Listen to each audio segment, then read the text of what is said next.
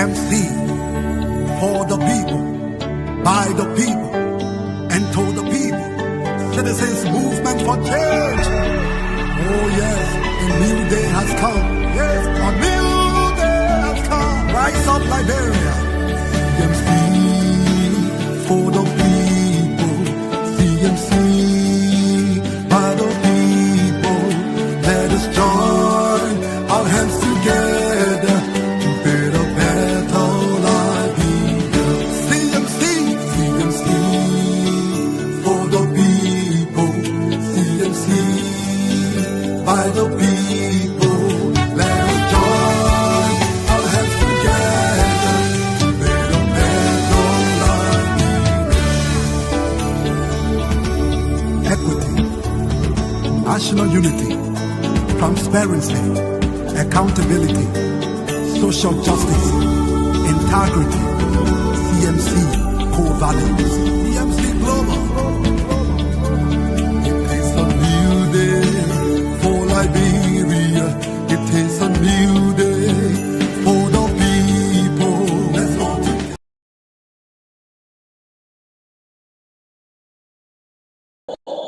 Okay. Thank you, everyone. Thank you for coming in. We are about to commence another night of our show here.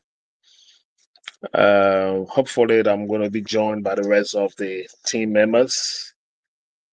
So I'm on and waiting the rest of the team to join us. It promises to be a very good conversation tonight. As soon as the members of our team can join in, I can show you that it's going to be a very fascinating time here. Based on where you are viewing us from and wherever you're joining us from. For those of you monitoring us via radio in Liberia, would like to say it is a great time to be here. Thanks for always staying up and joining the team here on this platform. For the rest of our folks joining us outside Liberia, I would like to say welcome. It is always our pleasure to be here with you. And tonight, it promises to be a very good time to be here. We are hoping that our team members will make the way to the platform, and then we'll go on discussing all of what we got lined up for you on our set tonight. And I'm happy to see Mr. Nangbe. We will be joined by Victoria and Massa tonight. Dr. Frances is hoping to join us as well. We are also hope to be joined by Winston, who is will pop in on the show tonight as well. So we are very happy. It's going to be a full house. So you need to share the show because there's a lot to talk about. The country, Liberia, as always, we talk about the country. We talk some news about the citizens' movement for change. And then we bring in the panelists to give us their analysis of some of the trending conversation in the country. So while we await the rest of the team members, we are also happy to welcome those of you viewing us tonight. I'm sure Dad is in the back. She will shortly be making her way to the platform. But while she's coming in, let me welcome Mr. J. Victor Namwe. I'd love to call you the Rubin panelist.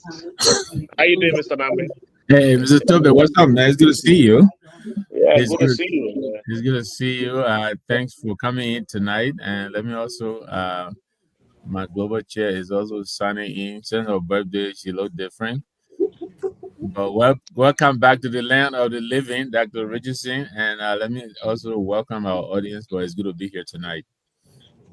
Yeah, good to see you. And on behalf of the team, since in fact she's finally joined us, we'd like to say happy belated birthday, even though you didn't share your cake with us. It was it was all with you and your family and the kids. Mr. Nangbe, the interesting thing about it, she got, I think, two girls. They all born the same month. So Same she day. just, it's a year ago. Yeah, go ahead. Go ahead.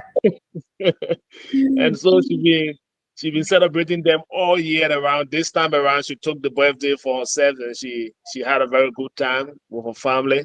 We want to say happy belated birthday. Good to see you. You look refreshed in your new age. We hope this new age will give you more strength, it will give you more wisdom, and that as you prepare to discuss Liberia in the coming year, let this age keep you strong. So, on behalf of all of us, even though we did it individually, now you're on the platform. Want to wish you happy belated birthday. Good to see you. Keep the smile, keep the focus, and welcome to the show tonight.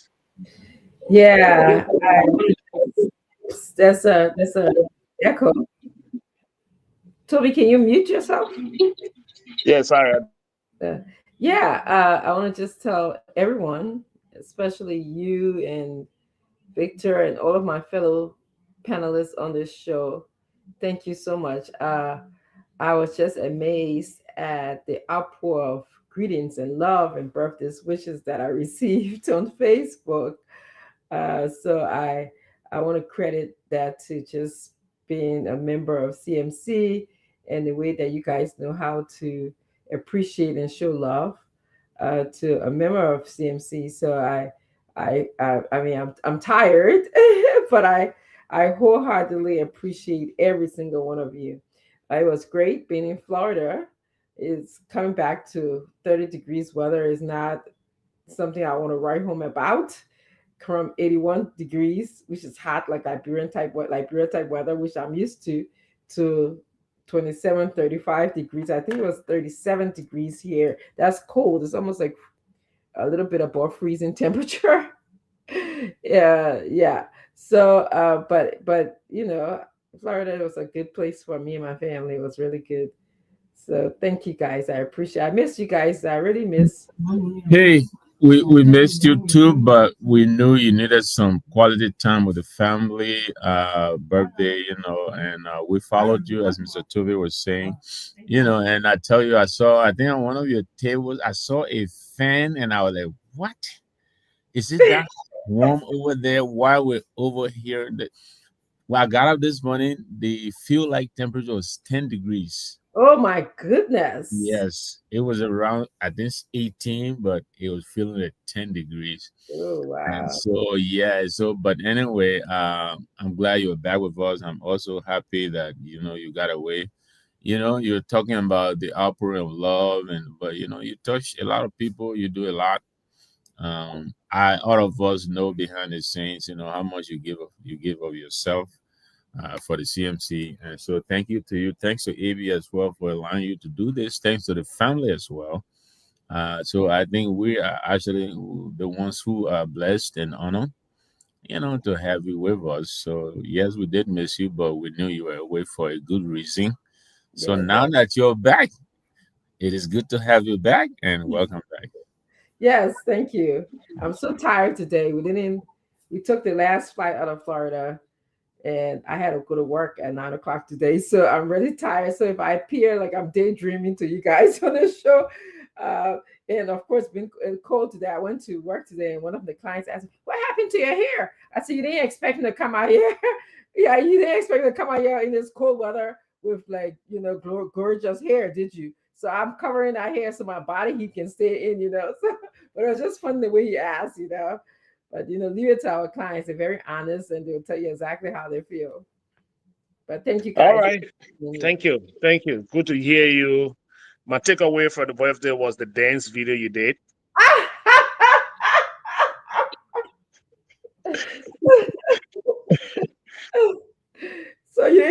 dance video too, huh? No, I saw your dance video, and that was actually wonderful. I didn't know you carry that charisma of an African dancer, and Oh, yeah, you try to get reunited with the culture back home, and that was nice of you on your birthday. So again, like Mr. Nangbe said, it's good having you in our midst, in our cycle, and on our team. yes. And your being here has added sparks to what we do, and we are happy to be a part of what you've started. And we all are now one family. What affect you, that affect us. When you celebrate, we celebrate, and Amen. that's what family is all about. So we are happy to see you, and there's a lot to talk about tonight. Too many things happening in the country. Hmm. I'm sure you've been following. I was up to bomb mines. Oh yes, how was Um, it? I saw yeah, I think Binta said yeah, something for my we spent some house. time. We spent some time in bomb mines on the 6th. It was Uh-huh. just a takeaway, by I hope some of. I hope you had a drone because there's nothing like this. But you know, every time I'm in Liberia, I go to Bon Mines, but I love seeing that place. I really love it. But Yeah, so so you you guys know went when I to drove. Hindi? Yeah, I was in Hindi. We spent two nights in Hindi. Yeah, we're in Hindi. You know, again driving through bomb mines, looking at their contribution to Liberia, the economy.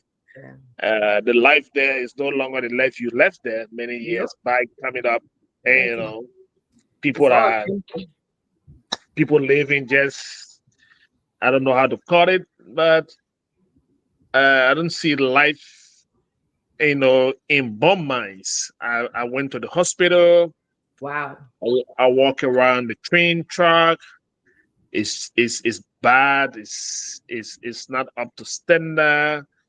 And, people that the young people will be protesting. The representation of the district is not felt. People living in the bush.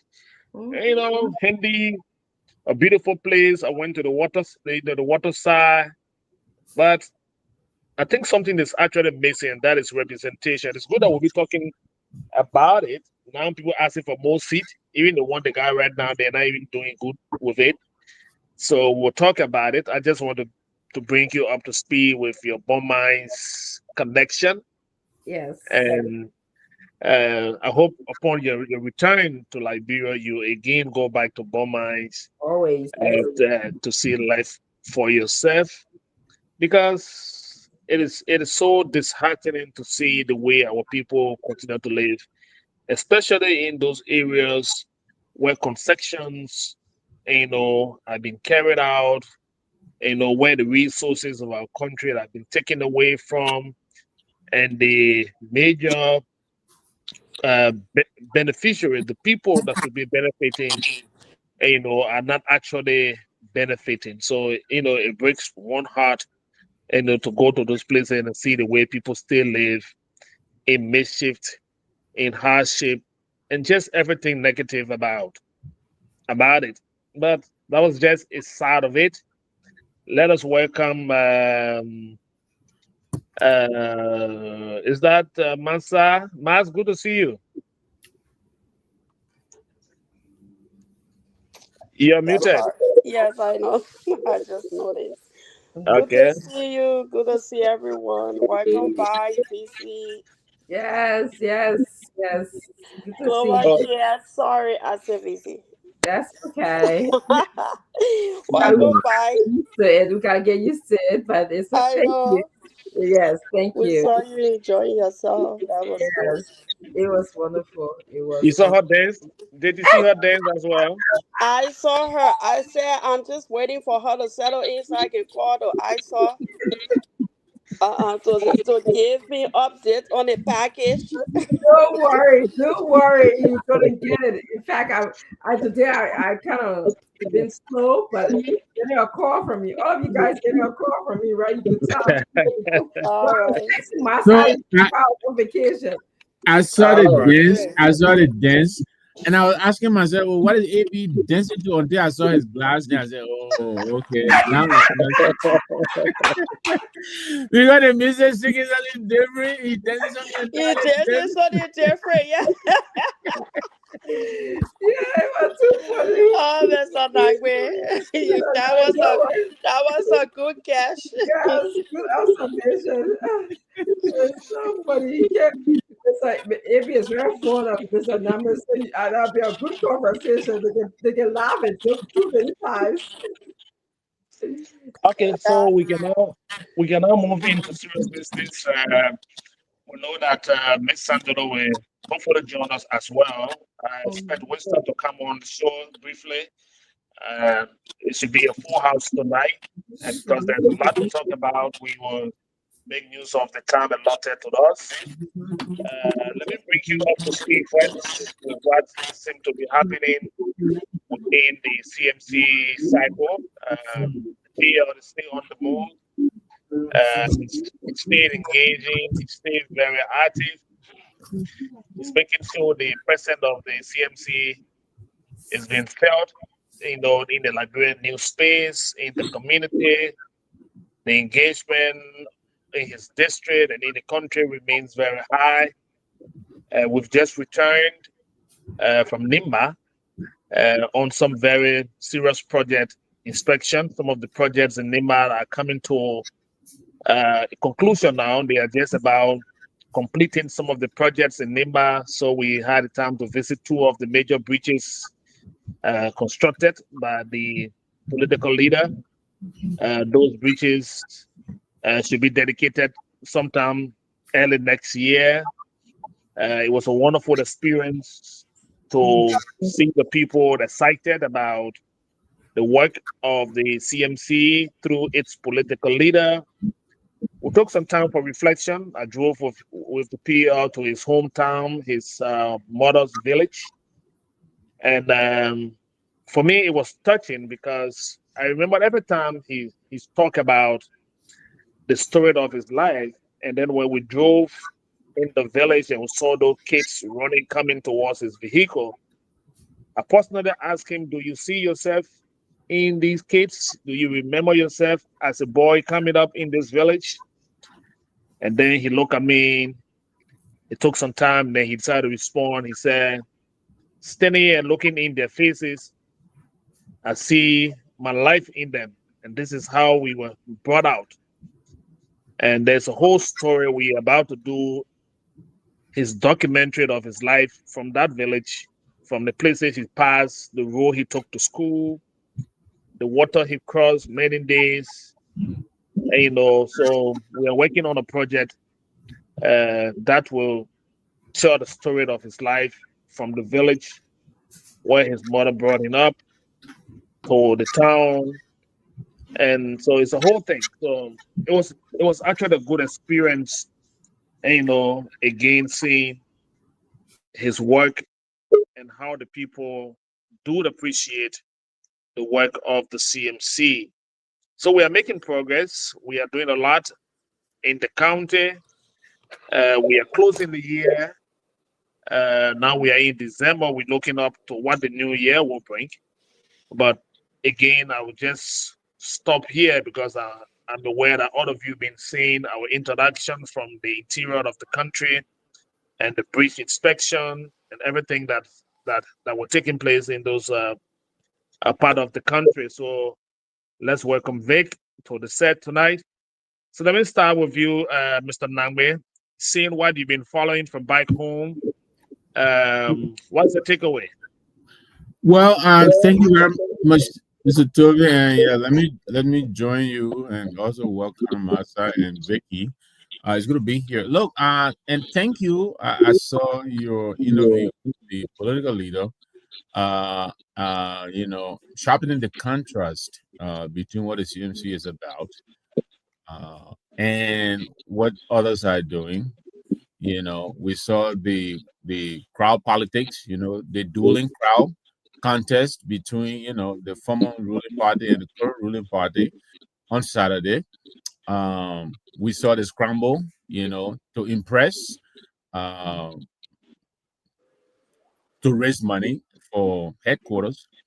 Um, when you guys were in the villages, as you indicated, in the backwater, where behind God back, like our people say, trying to understand our people's problems, and in that way, generating the CMC manifesto.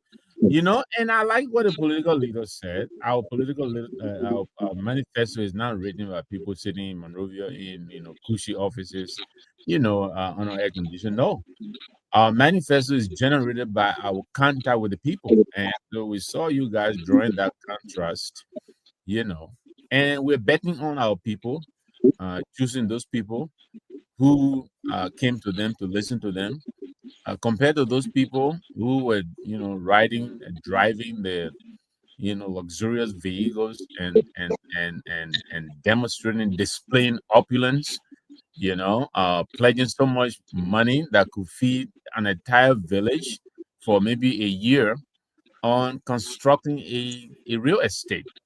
And so, we appreciate what you guys did on that weekend, and we appreciate what the CMC continues to do. And so, before I pass it on, I have to say here, we're not going to be shy about what we do. We have to say it like we see it. We're not seeing other people copying us. I saw a website spring up that if I hadn't read closely, I would have taken for the CMC website. Basically, the same graphics as the CMC website. They were boasting of recruiting 1,000 people or whatever it is, spending over $100,000. But look, if by what we do, we raise the standard, we change the paradigm, the political paradigm in Liberia, for the better, I would have been a happy man even if we did not win a single seat or a single office, just by raising the way politics is done in Liberia. And I think that is what we're about. So I've never regretted, ever joining this movement. I'm happy I'm on the side. And so thank you again. Thanks to the MCMC. Thanks to my colleagues here. We come here every evening. We talk about what is happening in Liberia. Sharpening the contradictions. That's what we're about. I was on another network and we were having a discussion about all of us being in the same opposition. Yes, we are all in the same opposition, but we will assert our distinction. We're not one amorphous one single blob of opposition. No, we're all in the same opposition community, but we're different, and we know our people will draw the distinction. Yes, we all in the but we all want the same thing. And only one thing can occupy space at one time. That's the definition of matter, It is scientifically proven. Two things cannot sit in one spot. It's not possible. And so all of us will be fighting for that one spot. And we're betting on what we're doing to make our people to sit and think and say, you know what? Maybe the way I have chosen my leaders over the past several years, it may not be the right way to do it. It may not be because they're giving me a beggar right at this time. But what is this substantive development that they're leaving with me when they go to the office I'm electing them to? We're betting on that. So again, it's good to be here tonight. Let's have fun. Let's have a good conversation. All right, thank you, thank you. You said it more than that, but again, let me bring in the belated birthday celebrant here. I hope you've been following the news while you were on the birthday because it's trending. We haven't had a time to be on this platform since the crowd politics that Mr. Nangwe talked about. But while they were in Mosurado, Bond County, and people trying to prove a point as to the crowd, the carried, we continue the effort as a political institution with a new dynamics that is showing development and not opting for crowd politics. So on the day of the fundraiser and crowd politics, we were showing development in Nimba, and that put us high in the minds of the Liberian people. We were showing tangibles, and we were not raising money uh, to build party headquarters. The PL spoke about that in his brief interview while in Nimba, but I'm sure you follow that. Dr. Frances, you want to say something?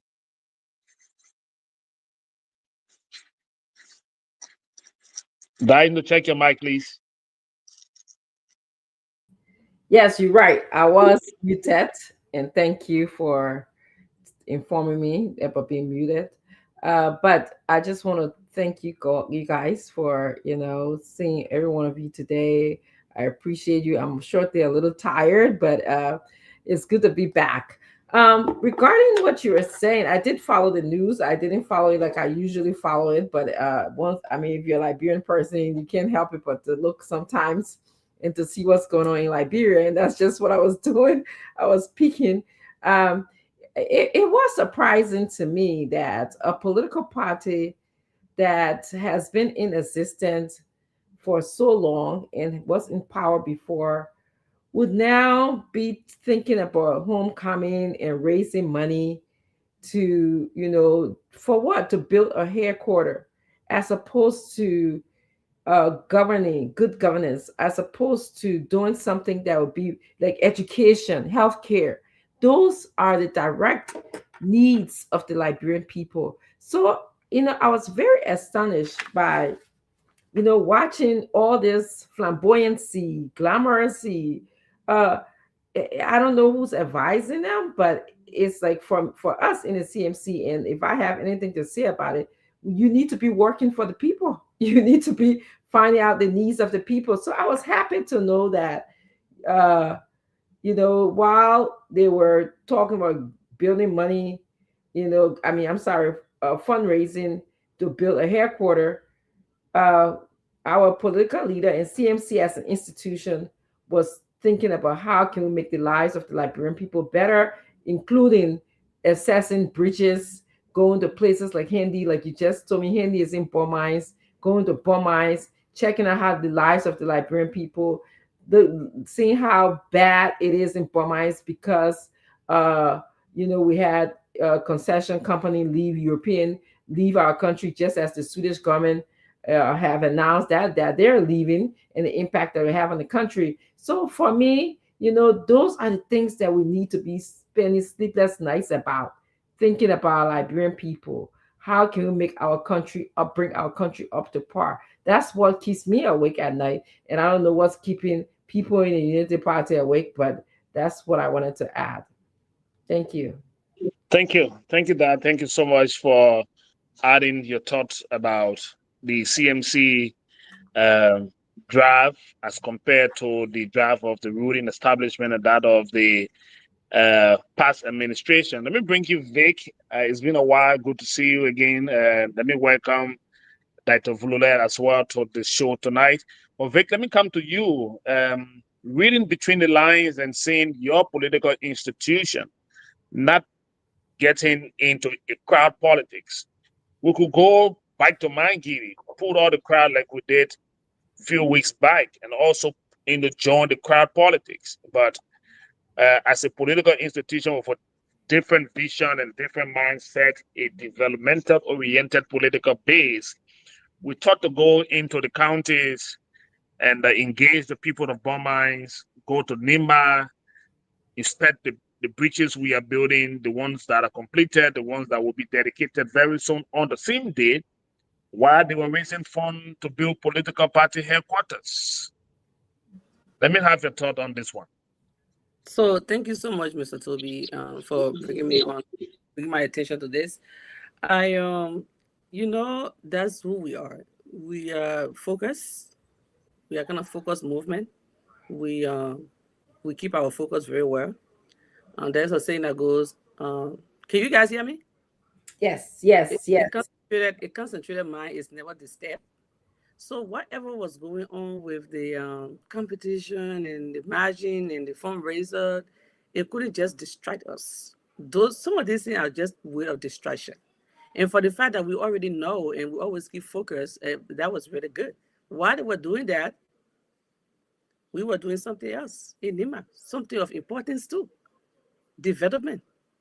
So that's how the CMC is. And I want to say thank you to the political leader that he always think fast. He's ahead of them when it comes to thinking, when it comes to being, focused. He's way ahead of them. I heard a lot on Saturday. Some people were like, The purpose is not just to raise funds to bring back the members that have disenchanted from the UP, to bring them back, and give them some assurance, and that, they can, things can get better and all of that. And then I also heard something like, oh, you guys, you all are doing good. You're running campaign this early. Be good to prepare for war in terms of peace, and we got to get prepared too. We got to prepare ourselves too for 2029. Like, how do you make this comparison? For God's sake, you have obligation. You have so much obligation, and your obligation is the Liberian people. Good governance is your obligation. You empowered. You are obligated to the Liberian people. You are obligated to answering the Liberian people. You are obligated to the Liberian people bread and butter question or questioning. We are not. We are not.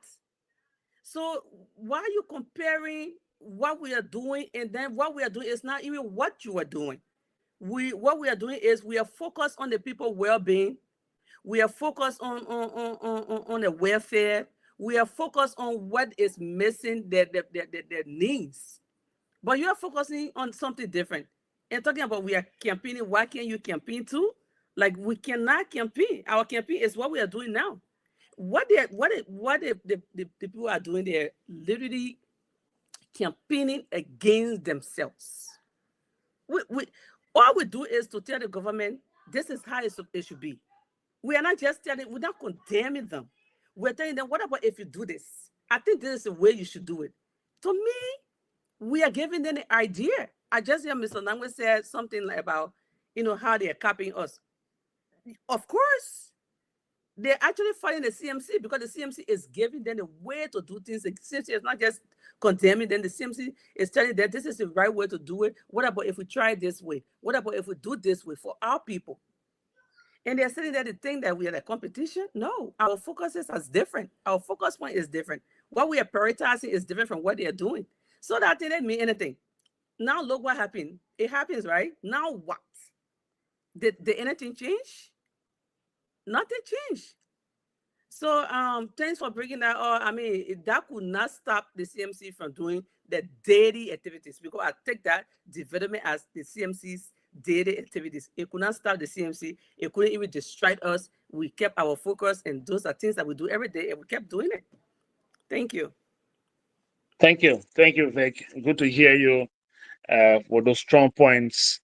Maz, are you ready to go? I see you off and on the camera. I'm sure you're following all of the comments we have stayed in the reign of the political leader activities on Saturday, and then our trip to bomb mines and looking at the politics of the two parties, the CDC and the Unity Party, and the new twist that we've added to the politics of our country. Specifically on the day where they were exhibiting crowd politics, we were introducing more development to the Liberian people. Do you have a say? You want to say something to that before we bring in Dr. Blule? Sure. Thank you, Mr. Toby. Let me just apologize. I'm going off and off on the camera because I feel like my background is not too professional, so that's why. But then I have to be here anyway, so please, I apologize for that. But yeah, before I come to your comment, Mr. Toby, I just wanted to applaud the SG last night. I followed his conversation on the closing argument. I thought he did a very great job there.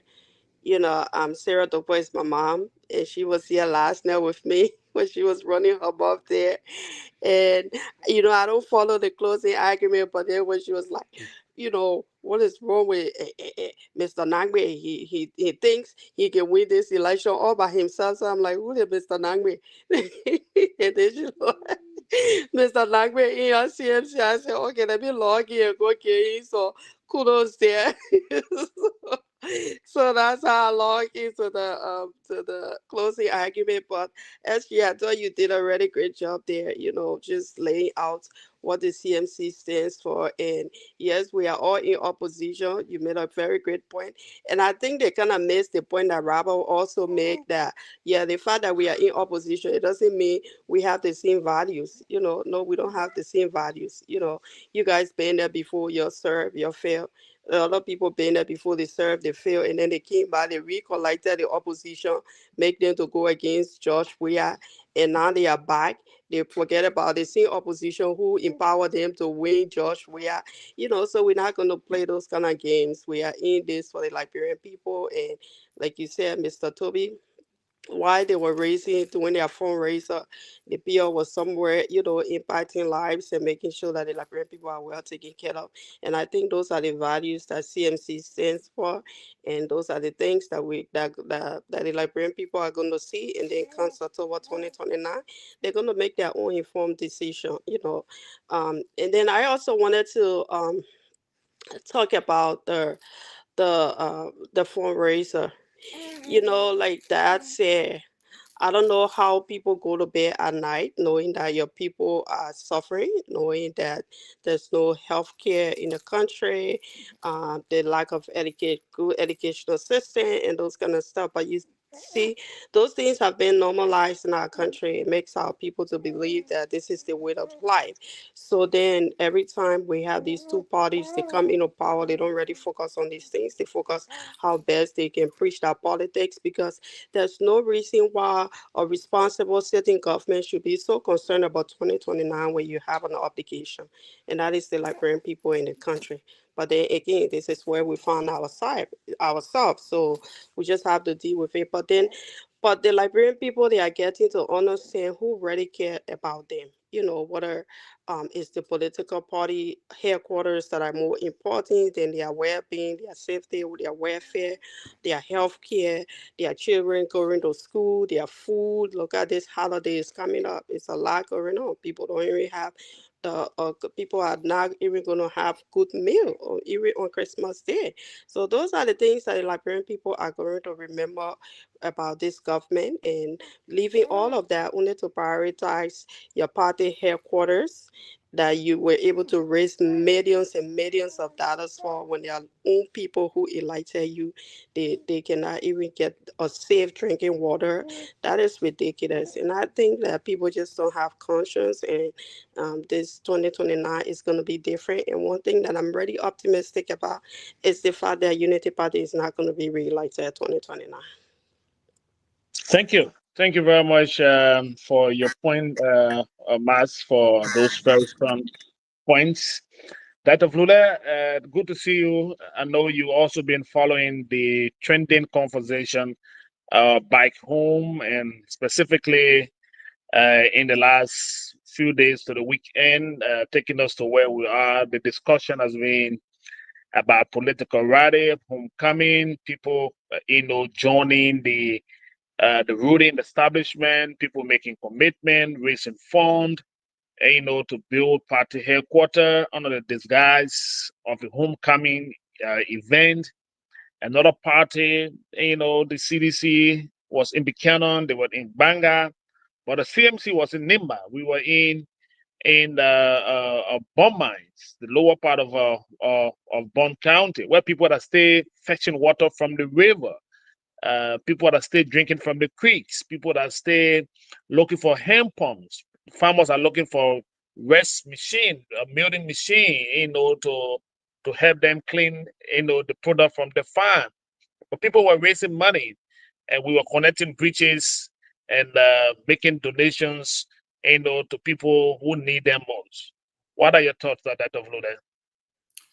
Yes, thank you, Mr. Toby, and good evening to all of you. And it's good to be back.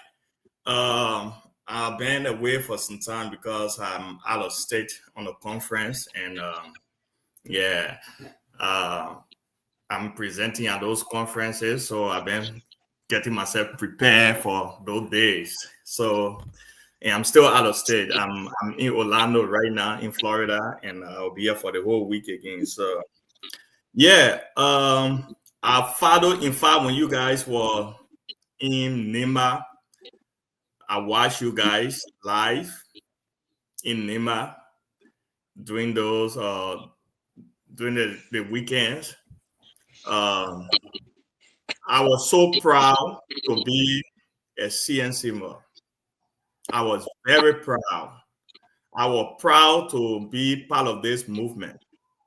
I was proud to see my political leader, the man who have the people at heart, the man who not just talking, but he's showing tangibles. I was proud to see him assessing, to see him engaging the people and listening to the people concerned, to see him connecting bridges, to see him among the ordinary people, not in luxurious cars, not in presidential convoy, but to see him coming down to the level of the people and listening to their concern, what really mattered to them. I was very proud. And I know so many people out there were proud as well. United Party came on the platform of rescue, rescued a worrying nation, a nation that hope have been lost. But today, United Party have forgotten what they promised the people. They are focusing on things that don't matter to the people. They are focusing on themselves and building themselves up and forgetting the suffering and worried masses of the people. Today, there are hospitals. Pregnant women have been asked to bring their own bed to the hospital to give birth. Some of them are on the ground. Some of them are on mats in this modern day in our hospitals in Liberia. Under this rescue government, today teachers, the foundation of the future of our children, the teachers go months without salaries. Today, like you said, in this modern time, there is no safe drinking water for our people. Common sickness, the diarrheas are killing our people. On the government that came on the platform of rescue on the mere premises. I know this going weekend it should be an eye opener for our people in Liberia to see the reality of those so-called politicians that come with sweet talks to our people on the platform of promises and not showing any tangibility. This going weekend, Honorable Musa Berete showed leadership to the people. The CMC showed to the people of Liberia that the CMC is the way forward, and the people should focus on the CMC. They should not be carried away by mere propaganda that they always use to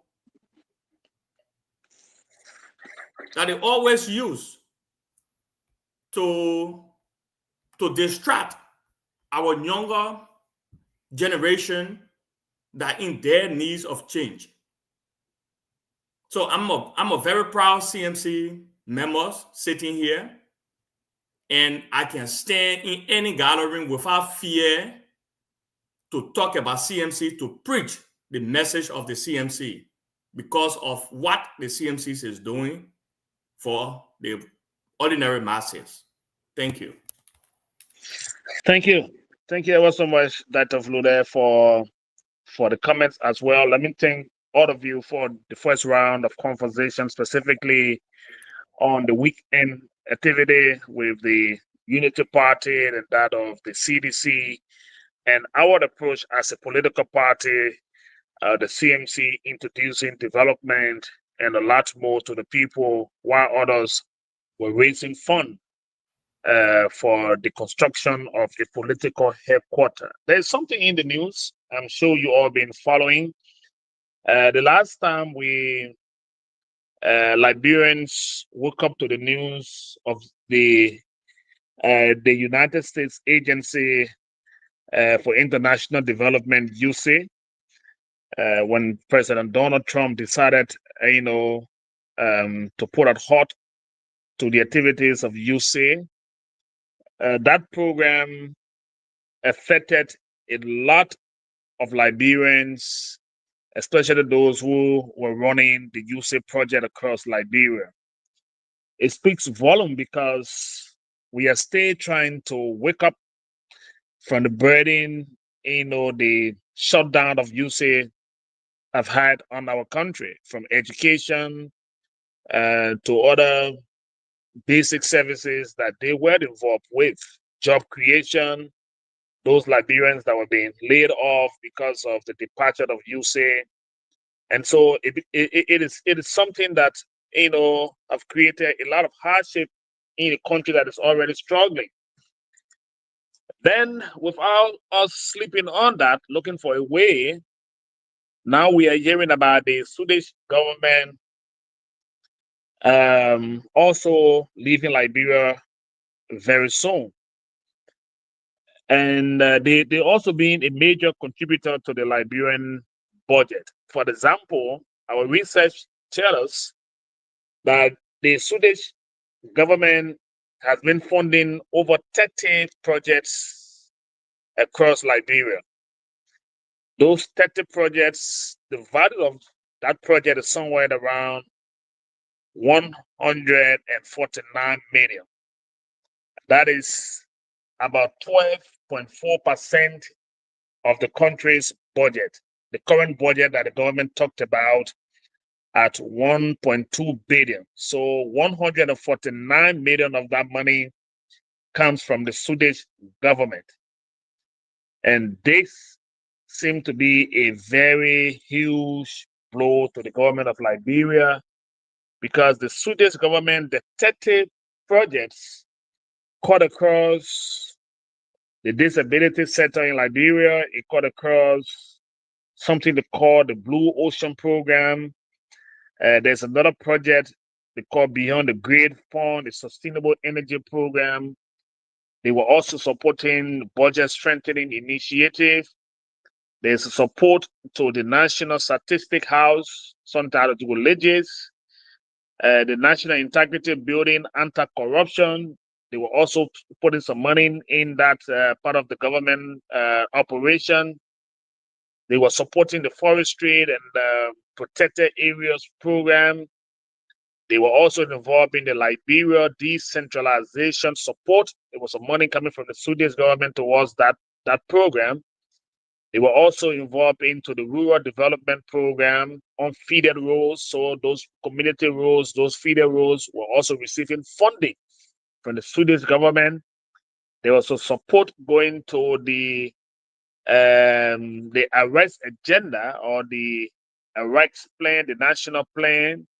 They were also involved into private sector development. There are various budget lines that were coming from the Swedish government. They were also involved into strengthening CSO and the Liberian media. Some monies were coming from the Swedish government. They were involved in women empowerment and women's rights, support to tax authority, economic transformation, democracy, advocacy, or the advancement program. So it's a whole lot of 30 different programs that the Swedish government was supporting, with Liberians working. And the total support from that program to the Liberian government was somewhere around 149 million. Now they are about to leave. 12.4% of the entire budget is now at risk. Let me start with you, Mr. Nangbe, because I know you've been passing on some of the platform discussing this very sensitive issue. The big question here is,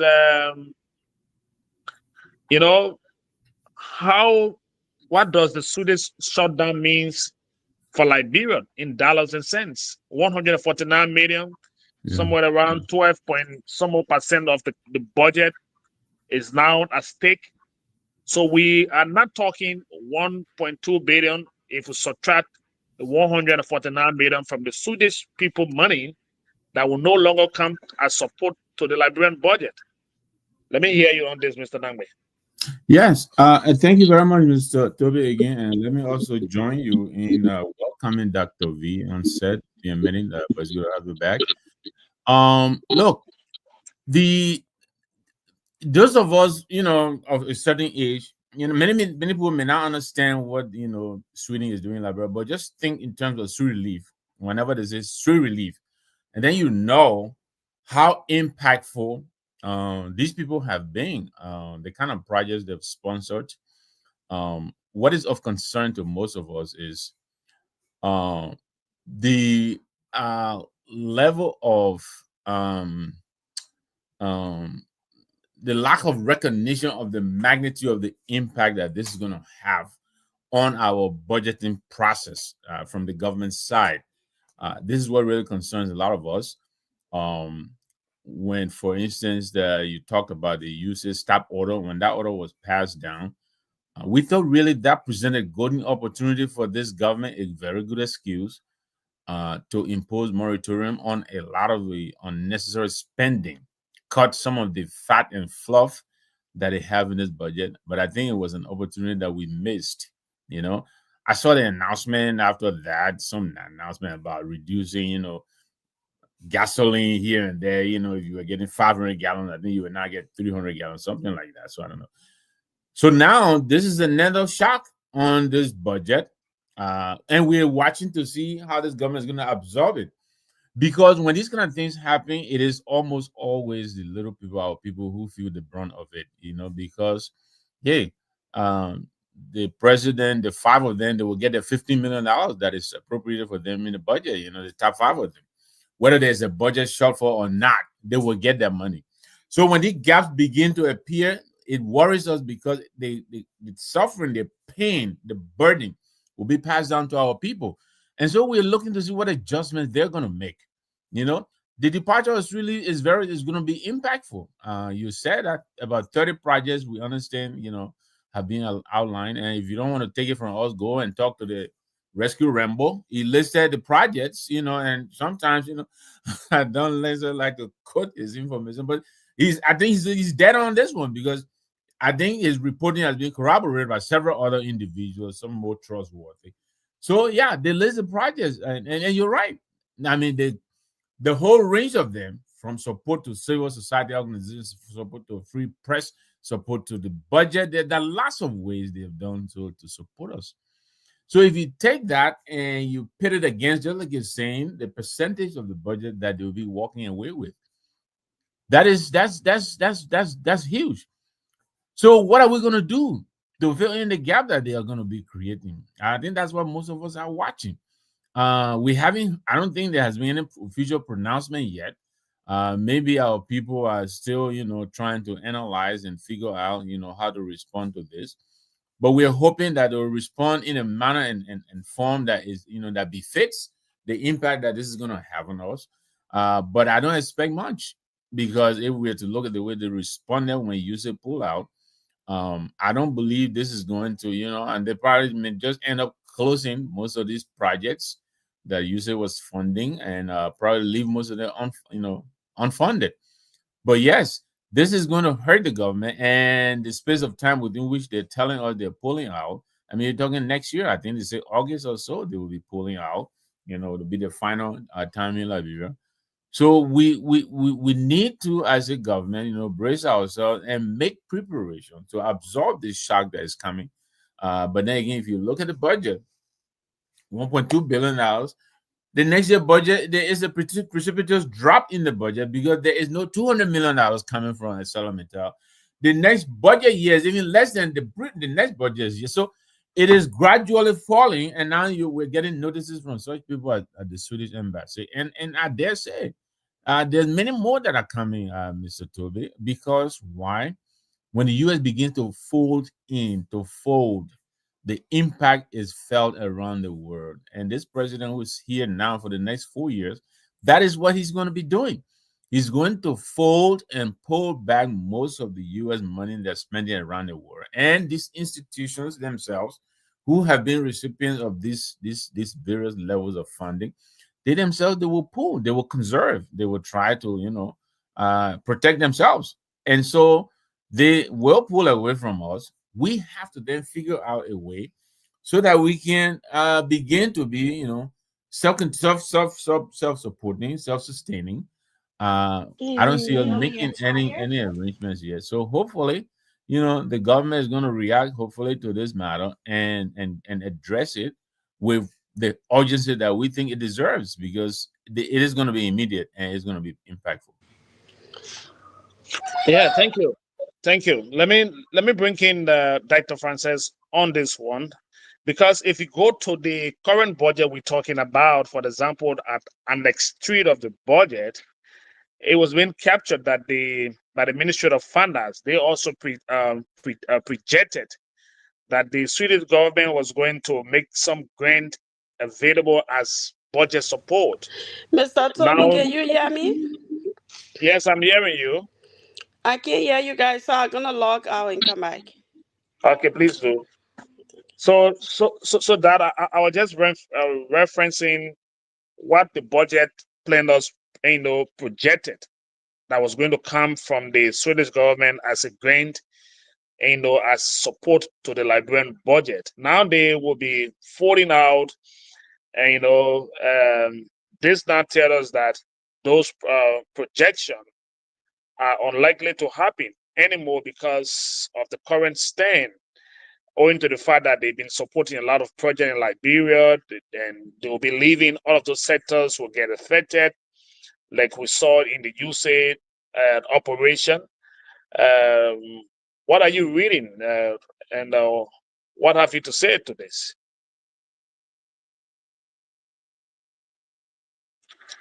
Please unmute.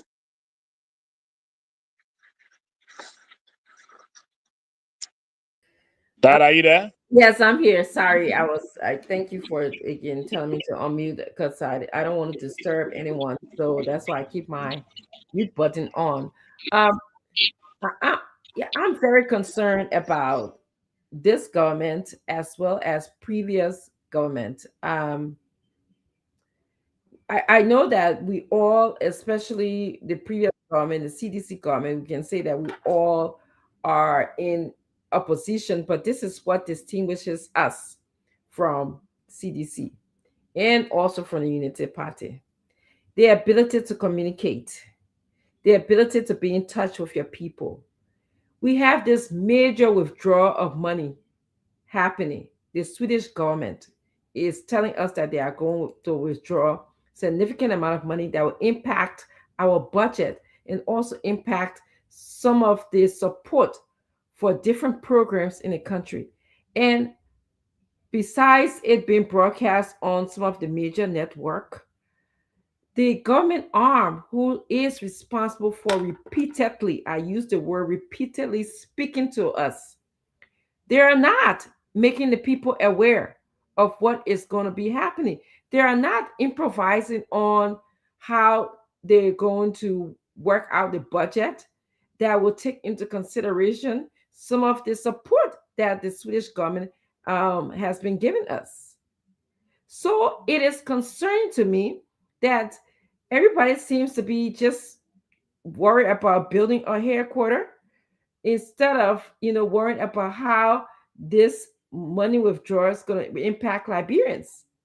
Um, and I think someone mentioned we have to be concerned because the geopolitics of the world right now, you can just see those of us who live outside of Liberia, we see all of these things coming down. Mr. Nama mentioned that, it's not like before when there were maybe the Cold War going on and uh, maybe Russia or other government want to allies. So they were giving out, little bits of money to us for us to align with a particular ideology, something maybe was not even in our favor. It is not like that anymore. I would like to say we are in an isolative period, especially when we look at the developing nations. I mean the developed nations. I'm sorry, not developing nations. When we look at countries like Europe, countries, continental countries like Swedish or countries like the United States, there are just isolation is going on right now. Okay, so they are not going to support us financially as they did before. Therefore, it is so important for our people to start finding ways, and this is what the communication should be about, telling us these things, number one, and telling us how are they going to improvise to help our people. We have the resources. How are we going to partner with other countries in our regions or learn from other countries in our regions to be able to partner, okay, to make our resources work for the benefit of the Liberian people? How are they going to do that? Nobody's talking. I heard, we found oil in Bassa. Great, love it. Okay, an example of how we have resources in the country, but we don't even have. We're not even finding the right people to go test what kind of oil do we have in Bassa and make some projections of how is that going to benefit our people. Okay, we all know it here. We've talked a lot of times about how rich we are in the mineral. So we really have to be moving in that direction. How we can use our own resources to help ourselves. We saw, I don't know if you guys read, I saw Guinea recently. They're exploring one of the most significant high grade iron ore next door to us in their mountains that is going to be on the world market. They're exploring it, and they're looking at China as a buyer as opposed to other countries. So this is something that we need to do. But I want to tie this into one of the significant things that I saw that was on Front Page Africa, that how we're going to be affected in terms of women empowerment. The Swedish government gave a lot of money to women empowerment. Yeah. And I know that in Front Page Africa, there was some domestic violence crisis that is, I mean, we women and men who partner with women, we have a crisis in our country. And the crisis consists of ineffective governance. There's not a lot of rules to protect women. Uh, a lot of times when you've been abused, there's this story about one woman called Esther who was abused to her death almost, okay? And it tells us that we are not even looking at ways to protect a woman like Esther. There are so many Esthers in our country, especially in rural parts of our country. And without the Swedish people providing us money, this is one of the areas that I think is already bad or it's already worse. I cannot imagine how to describe what's going to happen when we don't have any support for women who are being abused domestically. So thank you. Thank you, Dad, and I'm sure that's a very strong point because access to sexual and productive health care is also a very strong pillar that received a lot of support from the Swedish government. They were also involved in child protection services. Now, all of those monies, will no longer come, and the projects may close. The government may not have the resources to continue running those projects. So access to sexual and productive health care will now tend to be a challenge for women. Children protection issue will be a very serious problem. Support to climate smart agriculture, a whole lot in the 30 that they've been supporting. Vegu, you've been reading and also following all of these development, especially when we talk about women and children. A government that is struggling, that is not looking at what should be their priority, that is looking out there and depending on aid and others to fund some of those major happenings around the government activities, is now going to get challenged. When you hear these things, what runs through your mind? Thank you so much, Mr. Toby. What runs to my mind is the Liberian people. I feel so bad. My concern is not with the government because the government have failed us already. During the probational period, they have failed us. I'm worried about the Liberian people. This is going to get bad. Things are going to get worse. Trust me. The frustration is on Mr. Lambe make a point. He said, These people know about this, and they are not even coming up to address it or to respond to it. Mr. Langwa, they have been responding. You know what the response is? Front page Africa is fake. The news is not the right one. And since this time, what Front page Africa is putting up there is a fake news. They're not even admitting to it that these things are happening. How can it be resolved? No strategic planning, no plan B. We have a budget that the revenue is already, we don't even have a revenue to that budget. And the little one that we have, like you said, the Swedish takes 12.9% of the revenue. They are going away. What else going to come next year? You mentioned that the budget will not be even to 1.2 billion as it is right now. You see why it is so important that talk about resources to make use of our resources within Liberia. You see why it's important. Why it was important for more funding to go to agriculture. Something that we have control over. We have control over growing crops because it's ours. When we are self-sufficient in crops and rice farming and cassava farming, we will not even need to partner. But it has been overlooked because they have something they are depending on. They have other people that have been collaborating, that have been giving hints. And that you said it right. It's not, you said it's not doing those days when there was war. I would just say, in short, it's not doing Eddie Johnson administration. Because she has all the funding. She got all the funding. There was funding coming over and over because fresh from war, people were still looking at us, they feeding for us, and there was empathy, there was sympathy on us. So there was more funding going to Liberia. This is not Eddie's administration. The people know now that you know how long it's been. We are not at war anymore. So where the empathy coming from? Or the sympathy? They can leave at any time. That's why we need to pay attention to what will make us self-sufficient instead of paying less attention to it. The revenue aspect of the agriculture aspect of the budget, of our budget, should dominate every aspect. With that of the education. But they are not seeing what is more important. So I'm sorry that things are going to be worse for the Liberian people. I feel so bad that things are going to be worse for the Liberian people. For the fact that the people are not even recognizing and they are not even being truthful about what is happening. Everything is propaganda. I've been hearing about 9 to 10 different posts about Front Page Africa today that is fake. We'll wait and see. Thank you. Thank you ever so much. Vulude, let me come to you now. It's your time to speak to this subject matter. There's a follow-up question that we will talk about after your response. If Mass return will also allow her to have her say.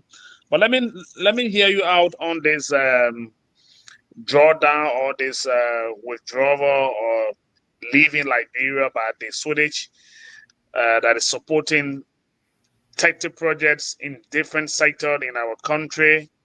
The contribution to the budget, they also plan to give grant to the budget, and it's been captured in the preparation of the budget. Those things are not setting into next year. Let me hear, what are you reading? It's a troubling time for Liberia. It is a troubling time for Liberia, especially the government should be worried. Instead of worrying about, informing the Liberian people about what is going on, all we see is celebrating their party headquarters.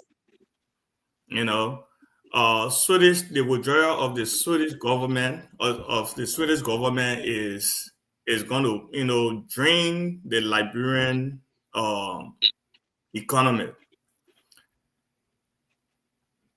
Few years from now, we'll be going to election. I don't know, May 10, do are we supposed to have a May 10 coming up soon? The May 10 election coming up soon. And the Swedish government was helping in election support.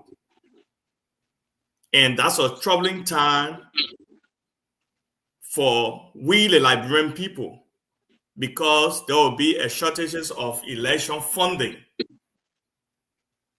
That's what pretty much is the withdrawal mean to us. When you look at agriculture, Swedish were also in the agricultural sector. And I pretty much show that the budgets also capture Swedish on agriculture. So that means everything that is in the budget now will not show if it's going to be allocated, because the Swedish contribution will not be there again. When you look at the sexual reproductive system that you were talking about, is high in our country. The child right, the child health rates, the rates of child health in that country is the maternal, health, all the stuff is very high, on a higher level. The responsible, so-called responsible government, not thinking about it and putting in strategies as to how they're going to target those things, because the government that was helping in those areas are leaving. So we are in a troubling time, fellow Liberians. You think that you struggling now, few years from now, it will be worse than this, because this government is not in your interest. All this government is worrying about building a retirement home for Joseph Boakai in Foya, building a party headquarters in Eric counties to celebrate, and using you to bring you out to celebrate with them, making it seem that you are in their favor. And this is what they've been doing to us since the formation of this country to this time. So this is the time that we wake up. If you look around in Africa or Uganda, for example, the people are speaking. In Uganda, you can do the same. In Liberia, you don't have to protest, or you can protest through the body bars. See, the Ugandans, the youth are waking up in Uganda, and I'm pretty much sure they will speak in January next month at the body bags to show to Museveni that they are ready for change. You can do the same. And you don't want to do the same with the same people or with the same political party. You want to do the same with a political party who have your interest, which is the CMC. You see what the CMC is doing? The CMC using their own money to do what the government supposed to do for you. They are doing it. And we are doing it in every villages. I forwarded a Facebook video where somewhere in Grand Cru, the motorbike was crossing on that little flat plate or wooden plate, and that boy drowned because there is no road connecting those places. And guess what? Those that are living across that river, they're not going to have a good Christmas. No chigisu for their soup. Their day kasaodi, they're going to beat in that mother to set on fire. There is no chigisu, no salt to go to them. This government needs to be worrying about that. But yet, they are overlooking you. They are disrespecting you. They are telling you that you don't matter. What matters right now is their party headquarters and building the retirement home for Joseph Boakai in Foya. So, fellow Liberians, it's time to wake up. It's time to wake up. If we don't do it now, we will not do it again. If we don't do it now, another 6 years, we will sit down again and cry and do our own with God, because we Liberians, we quick to do our own with God. Look, the God that we pray to, the God is the energy that you get every day to wake up. That's the God. You don't need any other God in your life. So long you wake up in the morning in your sound mind, that's the God. So fellow Liberians, you have to wake up and see reality. in the time of AI, where information is at your fingertip, where information you don't need to read and write, information will come as it is to you in simple English to your understanding. Those people still taking advantage of you. When will your eye open? All right. Thank you. Thank you. Thank you very much, Dad, for those strong position of yours. But let's bring in Mars now. Um, we stayed on the student conversation.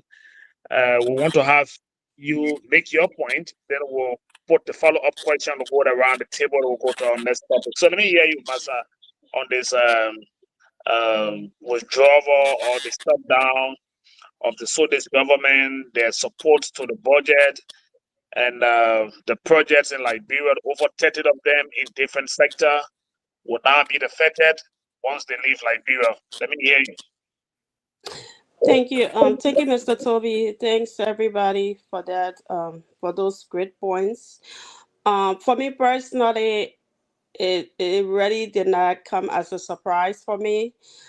Just because of the fact that you say the moment this our government here closed down, you say I knew that every other institution like international institutions, I knew that every other institution was going to close because if you really look at the Swedish government, some of the work that they do over there. A lot of these international organizations that in other countries, they depend on the U.S., they depend on the United States, they depend on funding from the United States, and that was through the USAID, department. So the fact that the U.S. government was able to shut that down, I didn't see that coming as a surprise.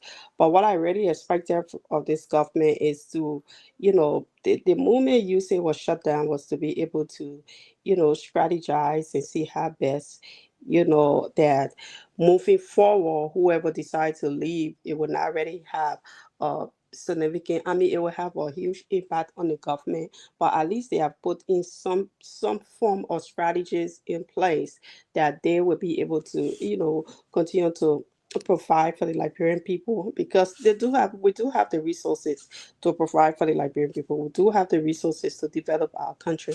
We just don't we just have people who are controlling those resources for themselves instead of the country or the Liberian people.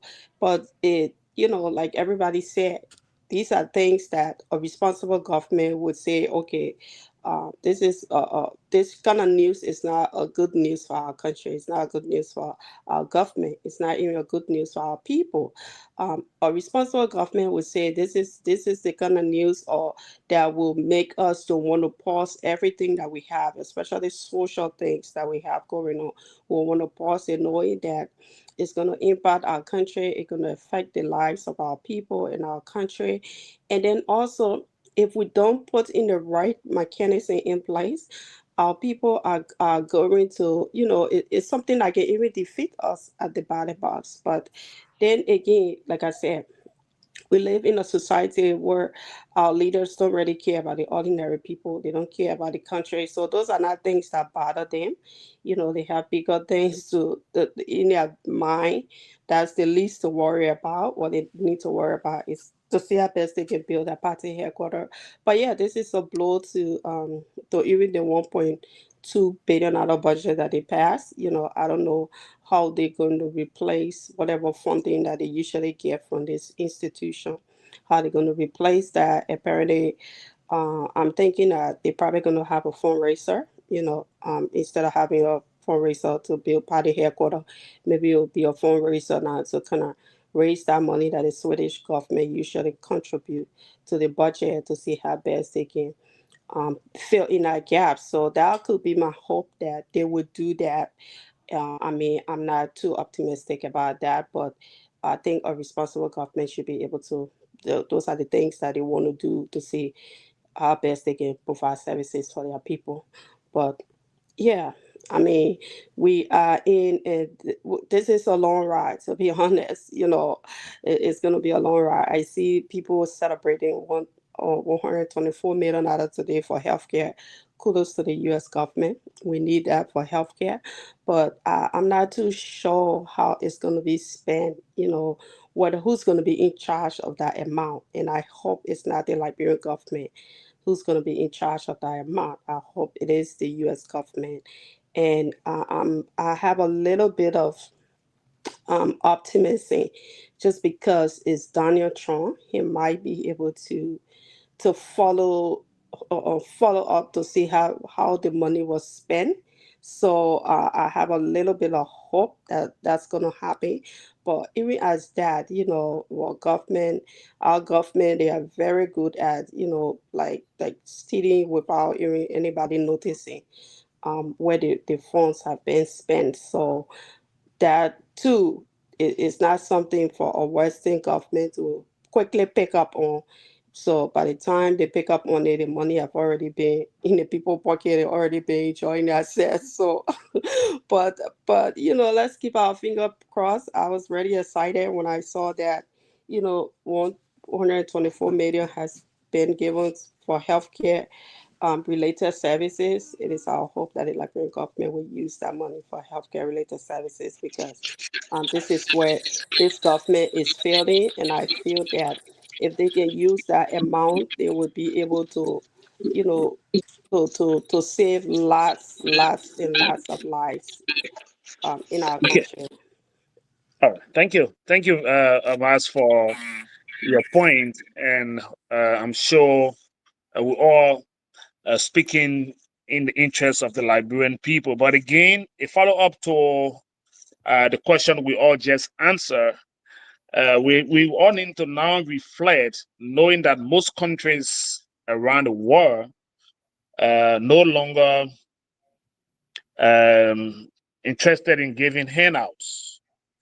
And if our government, the government of the day, will now need to stop waiting for aids, because I'm not sure people are waiting now to give handout, and we are still here waiting for grant, waiting for loan, waiting for money from the MCC compa or the IMF, the World Bank, and others.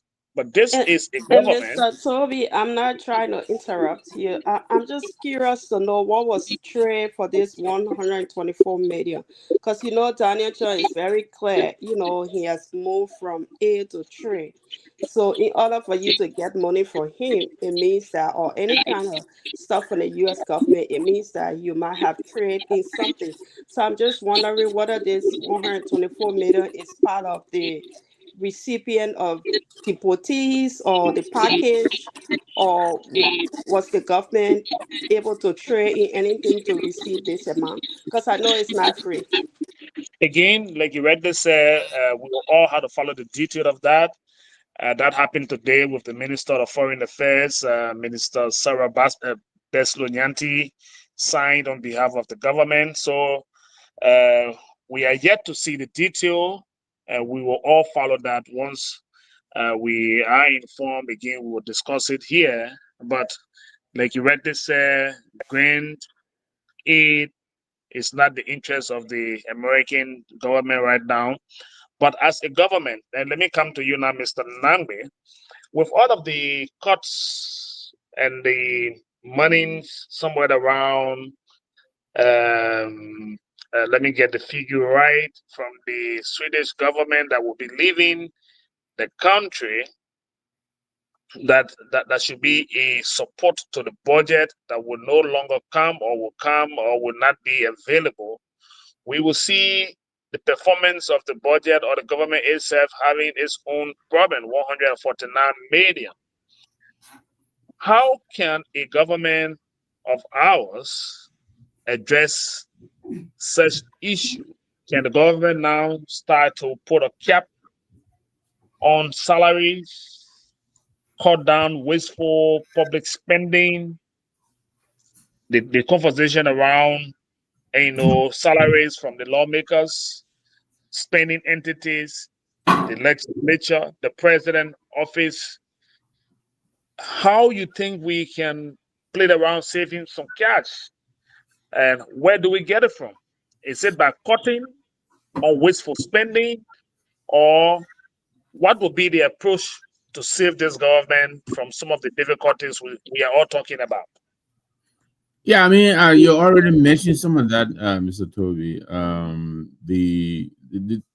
There is a lot that could be saved, by the government, if they're serious about that. Yeah, we can start with this harmonization that the previous government introduced, that they so relentlessly demonized. Is like the Affordable Care Act of Obama that the Republicans here can't seem to be able to get rid of. Every opportunity they get, they will demonize it, but the people love it so much they're having difficulties getting rid of it. I think they need to begin to grow up and stop demonizing the harmonization. You're right. The CMC has called for this. Many other people, and I have to recognize Senator Dillon for continuously bringing this issue up. We need to cap government employee salaries. I think $5,000 is reasonable. There is a lot of money to be saved from there. The government wage bill, as we all know, Mr. Toby, is almost 90%. If you take in the recurring expenditure and all of that, all of that consumed by 90%. There is no way you can undertake any major development on 10%, 15% of your entire budget. And so, yes, we need to look within. I was mentioning this, and I believe Becky did as well, that the U.S. government is aggressively taking the policy of America first, before anybody else. And when that happens, their contributions around the world, they're going to pull back. And a lot of countries that help us, including our direct help that we get from the U.S. government, are impacted. And so these people are beginning to fall in. We need to be proactive and take measures. There's absolutely no need why the legislature should be getting a car every 3 years. For what? For what? There's a lot of savings. The president himself, the appropriation that they're making for his office. Several politicians have called, including Simeon Freeman is on record, that they need to slide some of the appropriations that they're putting aside in the budget for the five of them: the president, the vice president, the pro tem, the speaker, the deputy speaker. Together, they're taking over $15 million, almost $15 million. Why? So, yes, we can look to cut the fat, the fraud, the waste, and the abuse that is occurring in government. Why do we think it is important to give Patrick Hunter a generator and people in his category? And I'm just calling his name because, it came to my mind. But there are other people he represents. Why are we doing that? In a country where we're beggars, we're giving people fuel for generator, then why are we paying them? Why are we paying them? So we're giving fuel, we're giving gasoline for a car, we're giving scratch car. Why? We're living like we're billionaires, and our budget is just finally hit the $1 billion. So yes, I think we need to look within. The president absolutely should not be creating new agencies. He should be trying to collapse and strengthen government. Several people have said it, and some of us have said, for instance, why do we have 15 regional offices for every agency? Minister of Health has 15 regional offices.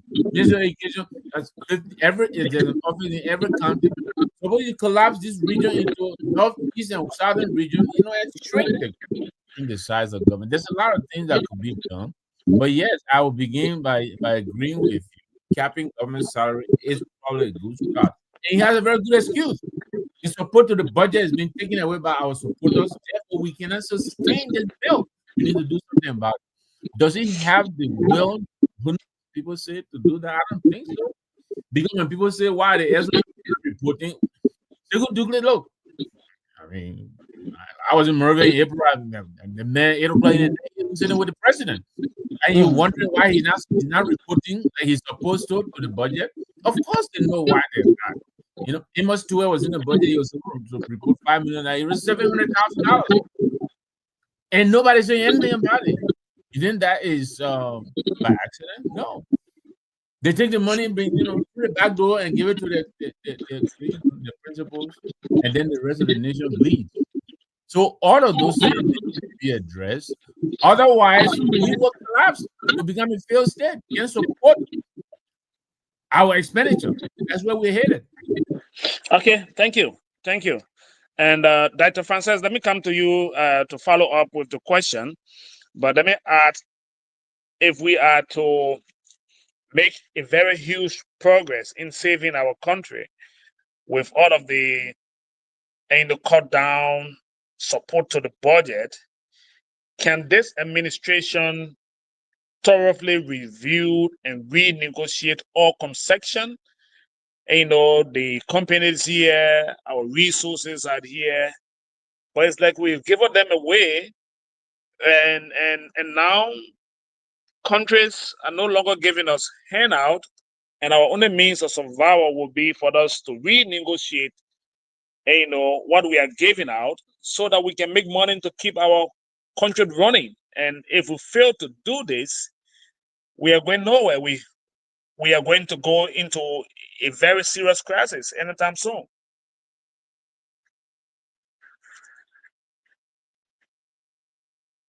Uh, Apparently we lost that.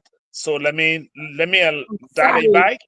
Yes, I'm back. I'm having problems with my mouse tonight. But yeah, so your question is basically relating to if we had a responsible government that would be re-strategizing how to increase revenue in our country, as opposed to, everyone just enjoying uh, the good times right now.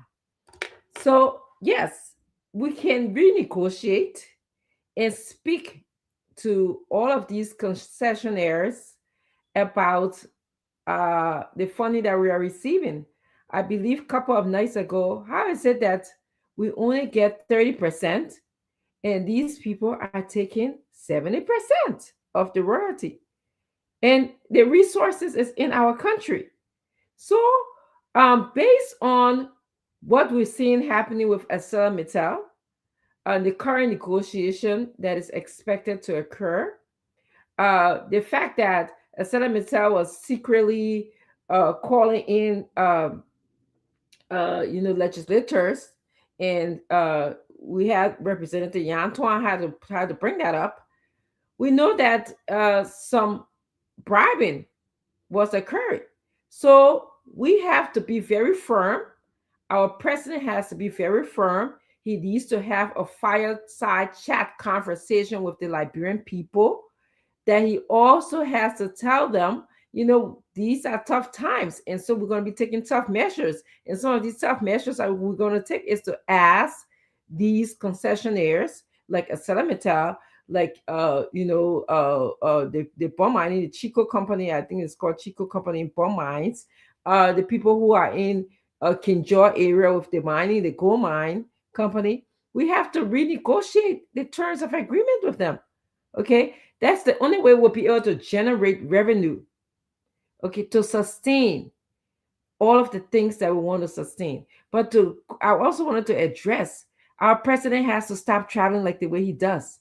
Every time I turn around, he's somewhere else. And again, not that I'm relying on him to bring things home, because I know the state of the world right now, but that is another way that we can save money. This is why I appreciate the political leader of the CMC, because that man is so business savvy and very smart in terms of how to manage resources, including finances. Okay.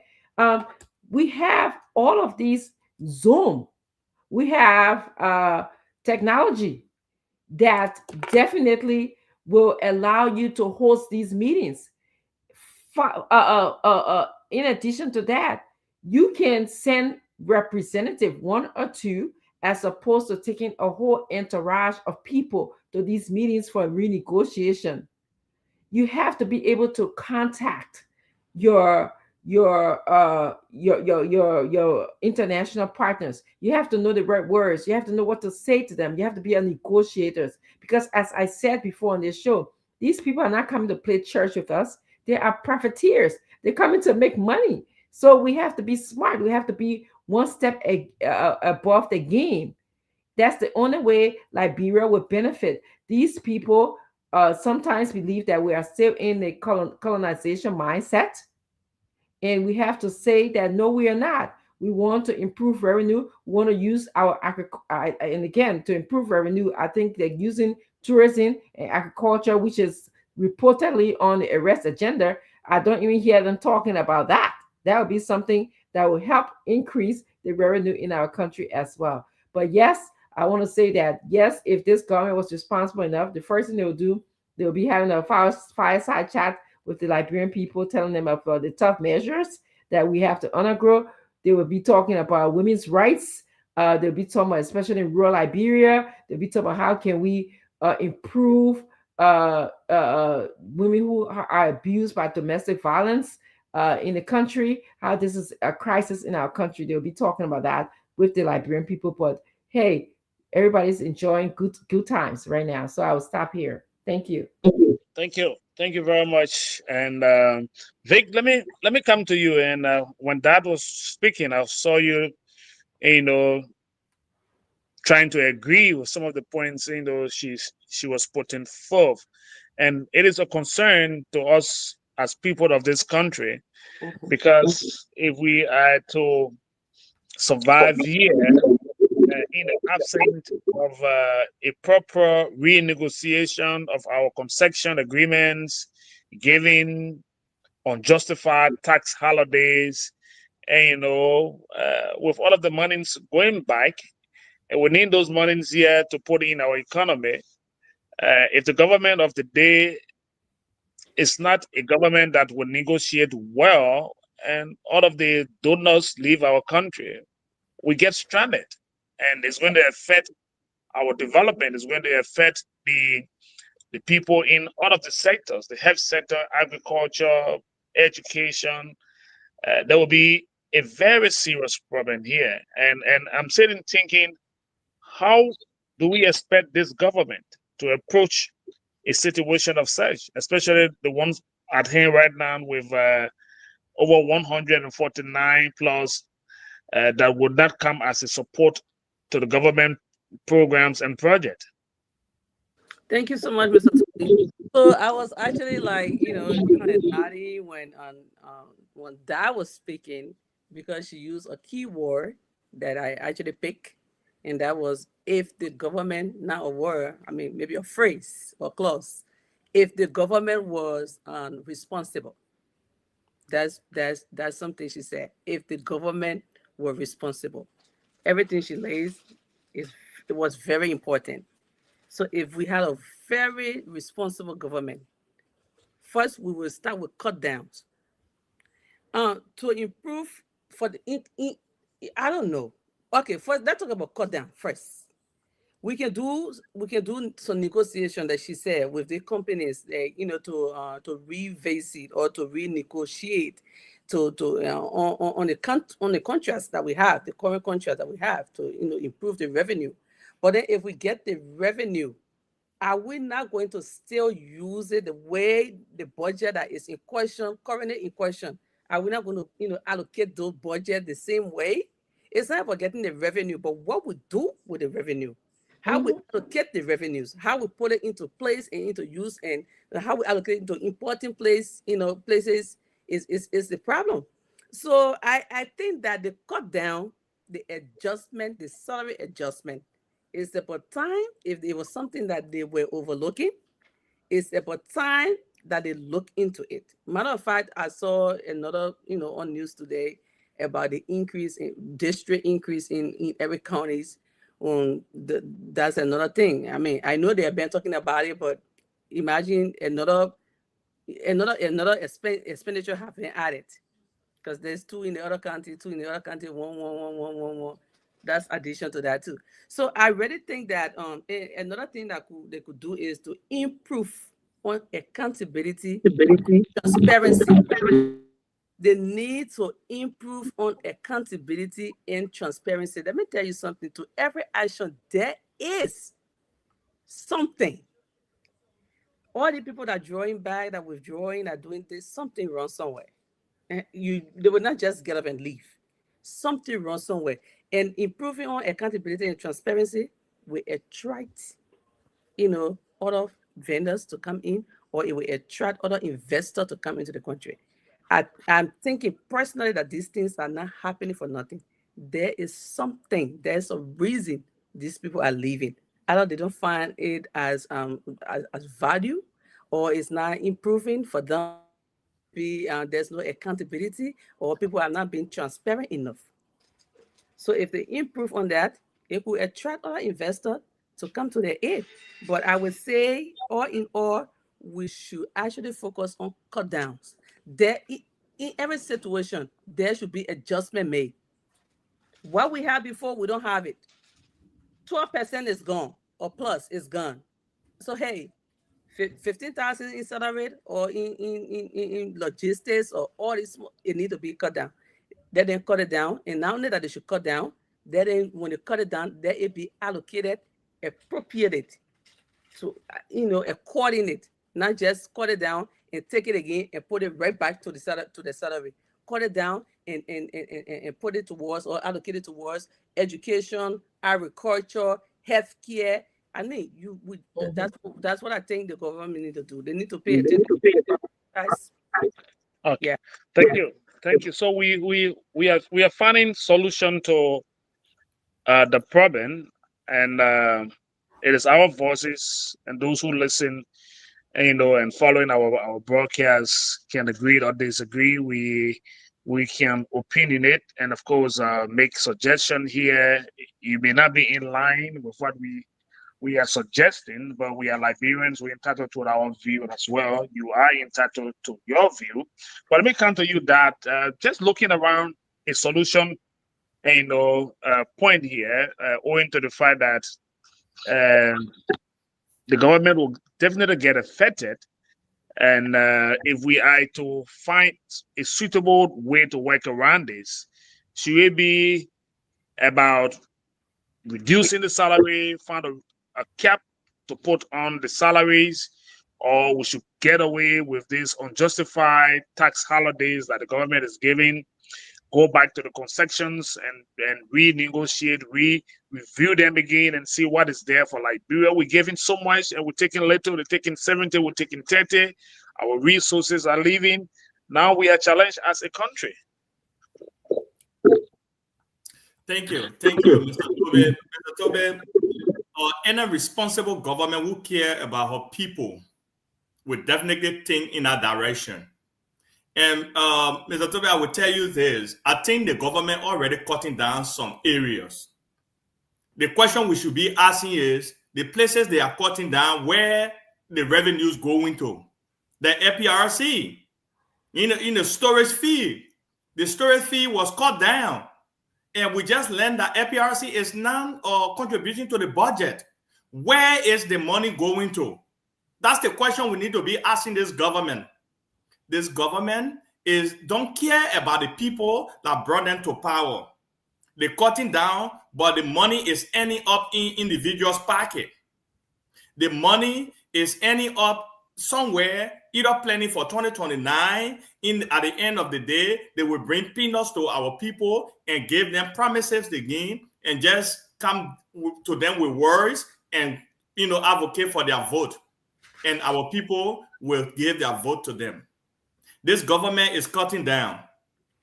On this government, the rescue speaker, if the rescue speaker really care about the people interest, the interest of the people, he will put that bill today on the floor.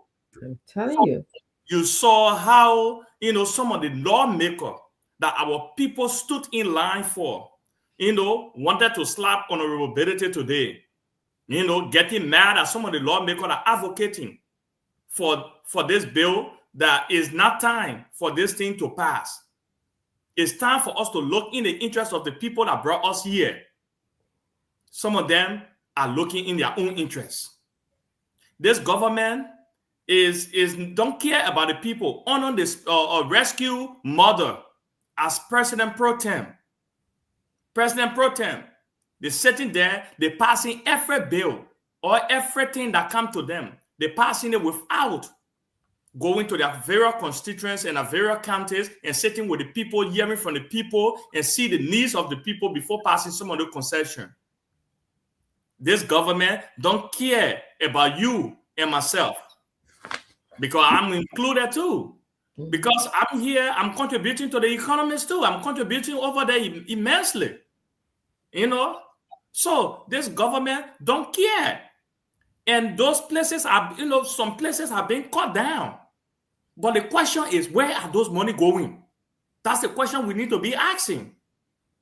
And the Swedish government leaving, it didn't just came abruptly. This government been in the know. They've been communicating with our government, but yet they turn their back on it. All that interest to them is they're building party headquarters across counties, across the country. That's what they care about. This government, if they care enough, I know the Swedish government, I know they are responsible enough, they will not just come abruptly that, we're leaving. This discussion been happening undercover, and they in the know.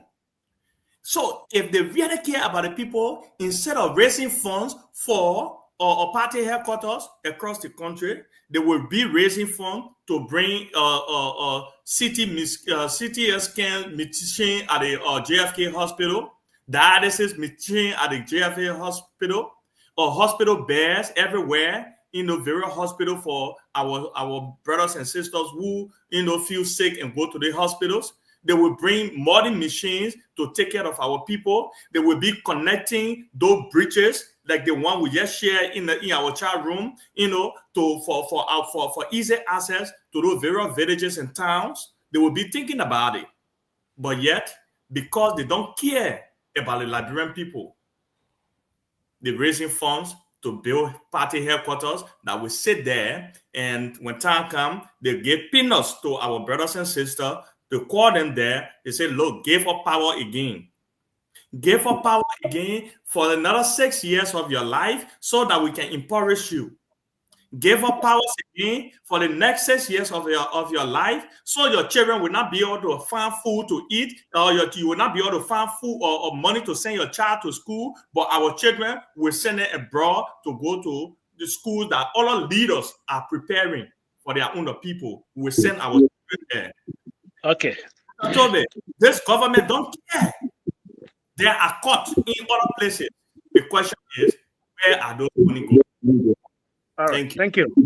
Thank you very much. We're running with time now. Our allotted time is 10 minutes to go, but let's see how much we can do within 10 minutes. I got one final talking point I want us to talk about before we leave the show tonight. But let me come to Masa now to add her voice to the departure or the pending departure of the Swedish government, knowing that it is going to affect over 30 different interventions they've been involved with in our country. The pending support to the budget that was being captured during the budget preparation. It's not certain it's going to come. It's going to affect the budget at the end of the day. And what are you thinking, and how you think as a country we can find some solution to this? With too many things happening, wasteful spending, not properly negotiating our concessions, how can we regain some of the monies that are about to leave our country? Thank you. Thank you, Mr. Toby. For me personally, I think we have a lot of areas and those are reasonable areas. And when I say reasonable, I mean those are areas that the government can cut down, and the Liberian people will stand for them. Stand with the government. Like right now, we are talking about salary reduction in the in the legislature, and not just the legislature, but we also wanted to go across the board, especially with government officials, even the executive, like the executive elected official. I mean, appointed officials who wanted to also affect them. So those are decisions that when the government take, of course the Liberian people will stand with them. If you notice that you got even if we don't share the same values. There are a lot of yeah, we don't share the same values as Darius DeLong. But the fact that he's talking about it, we are interested, because those are things that align with what we believe that can improve the living condition of our people and can also develop our country when we cut down the legislative budget as well as the executive high profile executive official budget will be able to benefit the Liberian people and also benefit our country. And one thing that I said that I always talk about is the same with the president. How can we minimize the president trips? This is a government who criticized George Weah when they were in opposition. They criticized George Weah for attending every other occasion or traveling out of the country. And yet they have even traveled out of Liberia than George Weah, than the people that they criticize. So some of these trips, I believe that the president can send representative, which will be far less than the president even appearing there. Because some of those trips, he's not really supposed to be there, to be honest. He's not supposed to be there. Just send a representative. So almost like they want 124 million signing that we are talking about. You send the foreign minister. She was there. She was able to represent the country. She was able to represent you. Those are things that you want to utilize the people that you got around you that you call elected, high profile elected, I mean, appointed officials that they be able to represent you. If we have to see our president traveling everywhere, then we honestly don't need these people that he appointed, because they are there to do the work. You can't be a president and then just in every corner, every occasion you want to go. And I understand the fact that he has to get his little padam or stipends and those kind of stuff. But at least, the padam, the stipend, we can also be able to put that back into the budget or allocate those padam or stipend to something that is more uh, um, that can impact the lives of our people and also impact the country. So we need our president to at least let him rest more. It can't just be from one travel to another, from one program, then you get on a plane to go. I mean, if it's for medical need, I have no objection to that. But you are not telling the Liberian people we're seeing you at occasion and then you disappear from those occasions, but just come, we just want you to sit down one place now or send somebody to represent how you call it, to represent you and represent our country at some of these functions so that we can be able to save money. And then again, on the issue of how you call it, even the how you call it, the Senate Pro Tem. I mean, look at the Senate Pro Tem budget. Look at the speaker, the deputy speakers. Look at their budget. How can one person be making over 500,000? What are they doing? What are they doing to deserve such a money? Look at all these different gas slips that they be giving to them. They are generators, like Mr. Nangme talks about Patrick Hona and other people, they got generators. Why are we providing a gasoline or diesel or feeding those people their generators, and at the same time, some of them we are paying for their rent, and also in buying luxury cars for them and their family. Why are we doing all of that? So those are areas that this government, if at all they are responsible government, they will be able to cut down, because this is the same government that was in power for 12 years under Madame Saleh. They have billions of dollars coming into that country, and they did not do anything. And that was my frustration with Madame Saleh as one of her supporters. That was my frustration with her, that you honor your government, you have so much coming in, money wise, resources wise, and you could not even improve the living condition of the ordinary person.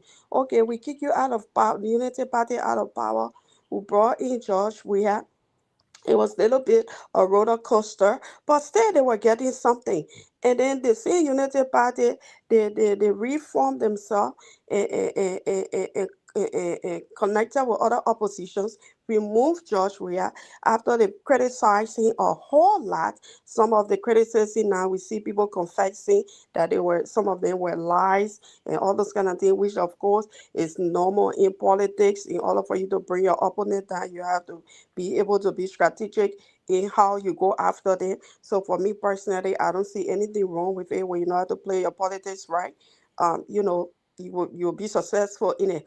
But you got in power now. Everything that you ever criticized the previous regime of, you are doubling down on it. You do more worse than what you criticize. So where is the change?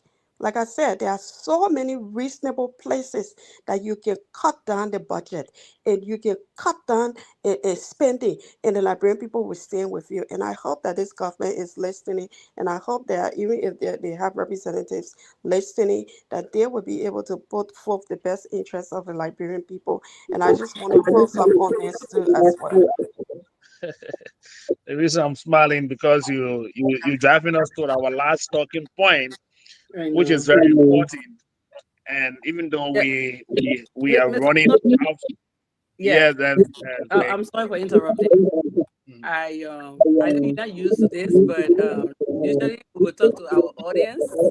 So I know we don't have much time to read comments tonight, so if we can just maybe do our but there have been a lot of Yeah, yeah, there are a lot that that is really the comments. And before we close, I will allow how to do justice to those who are commenting. And I see a lot of comments myself, but I will allow Dow to do that. But let's close on this final topic now, because everything we're talking here, we're asking the government to cut funding here, to reduce salary here, and to cut down wasteful spending, cut down gas coupon.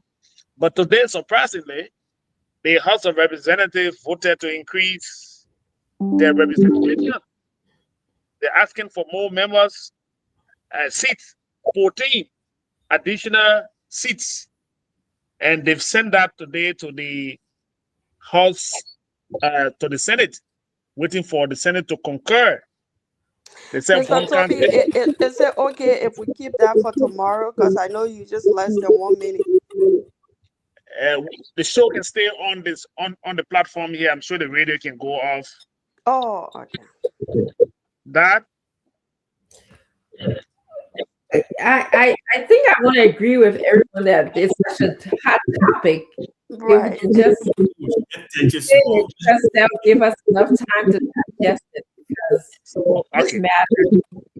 okay. It's So since the topic is very important and we are out of time, we'll hold on to this topic and research it a little bit more so everyone can express very well on tomorrow. I will only yeah. agree to close this topic if all of us here will agree to be back here tomorrow. Yes, I will be here. I will be I here. agree. I will be here tomorrow Wednesday. I think I can be here tomorrow. You think you'll be here tomorrow? Yes. Yes. I don't encourage I'm you guys. positive. I'm positive. I can be here tomorrow. Dad, are you positive of being here tomorrow? Yes, I will be here tomorrow. Okay. But for that, I don't think so. That's emergency. No, tomorrow I don't think I'll be here tomorrow. I'll be listening. I'll be He's texting. listening tomorrow. I'll Okay, be so listening.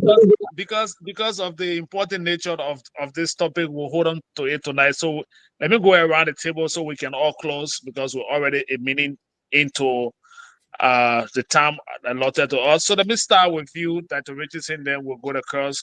All the females will talk before the men at this point.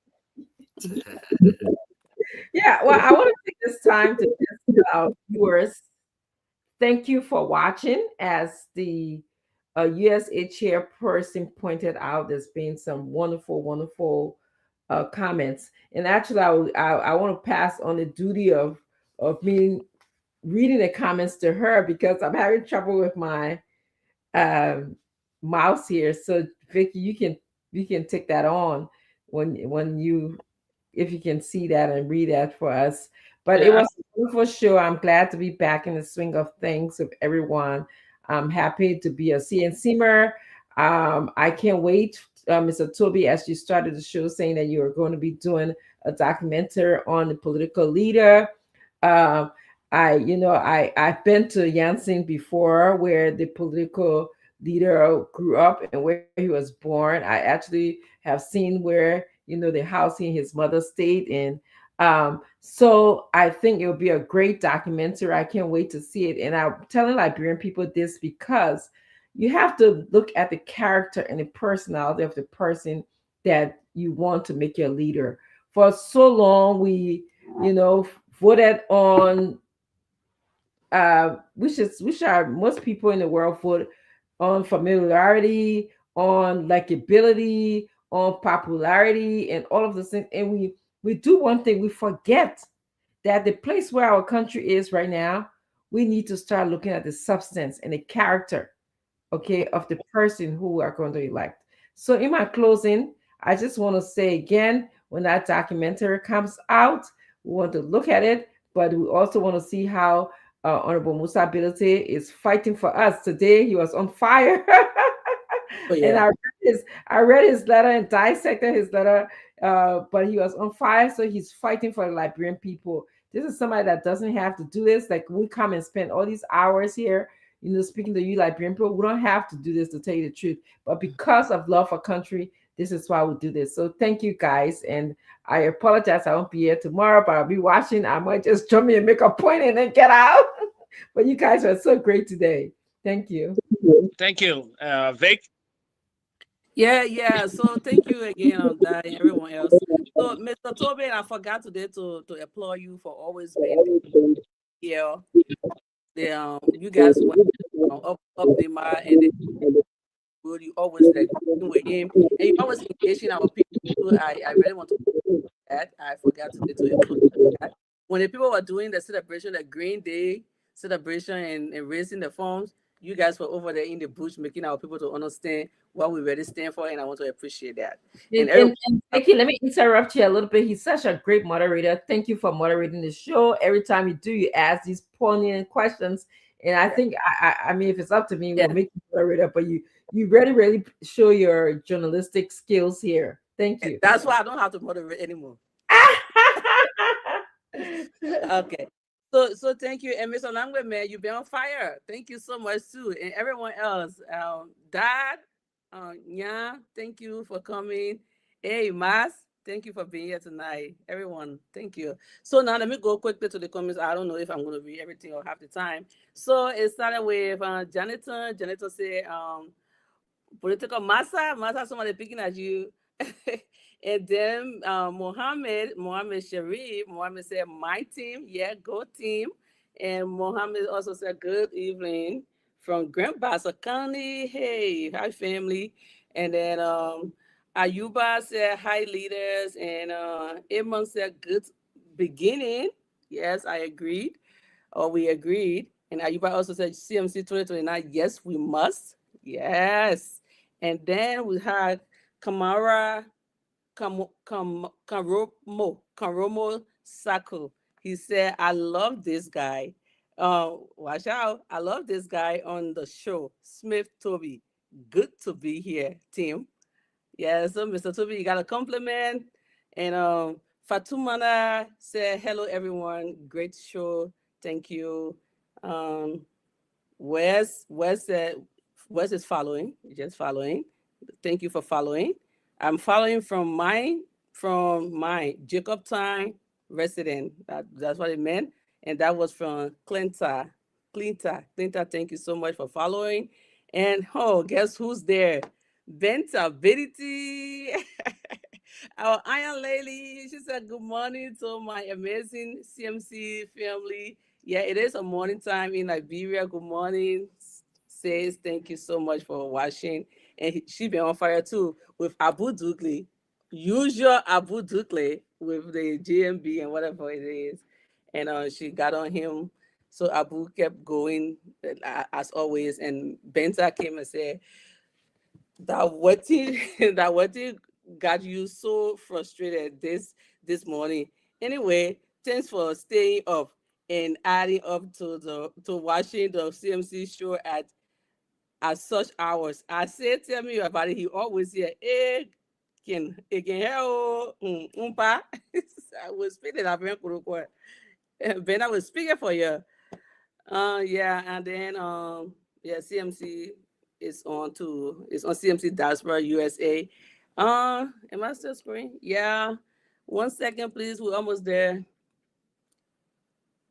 Floss said, bunch of loser. Yeah, we get it. Thank you. 2029, it would tell. And then Benta went at it with him on biggest joker. Yes, I know she will respond. That's our Iron Lady.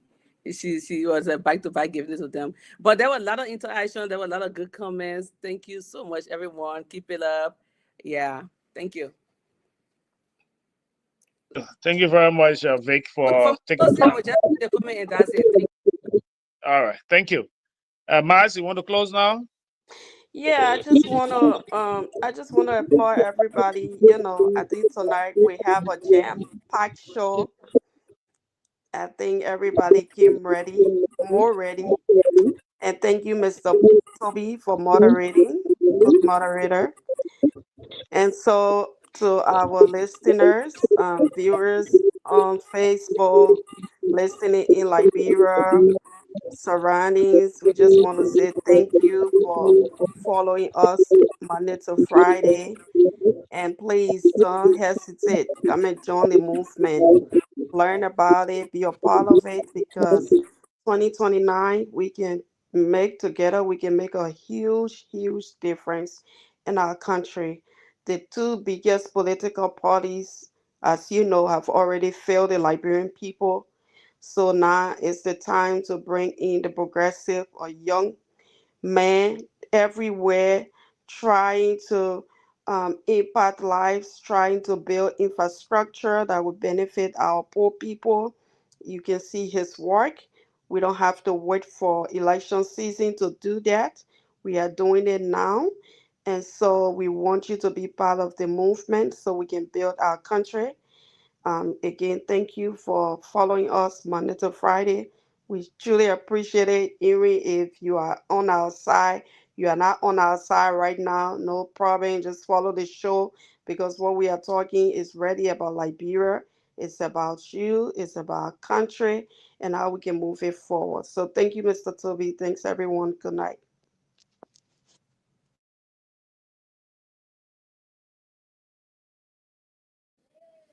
Ella B. Gay, thank you so much for all the great comments. Sorry I didn't see you. Dad Florent.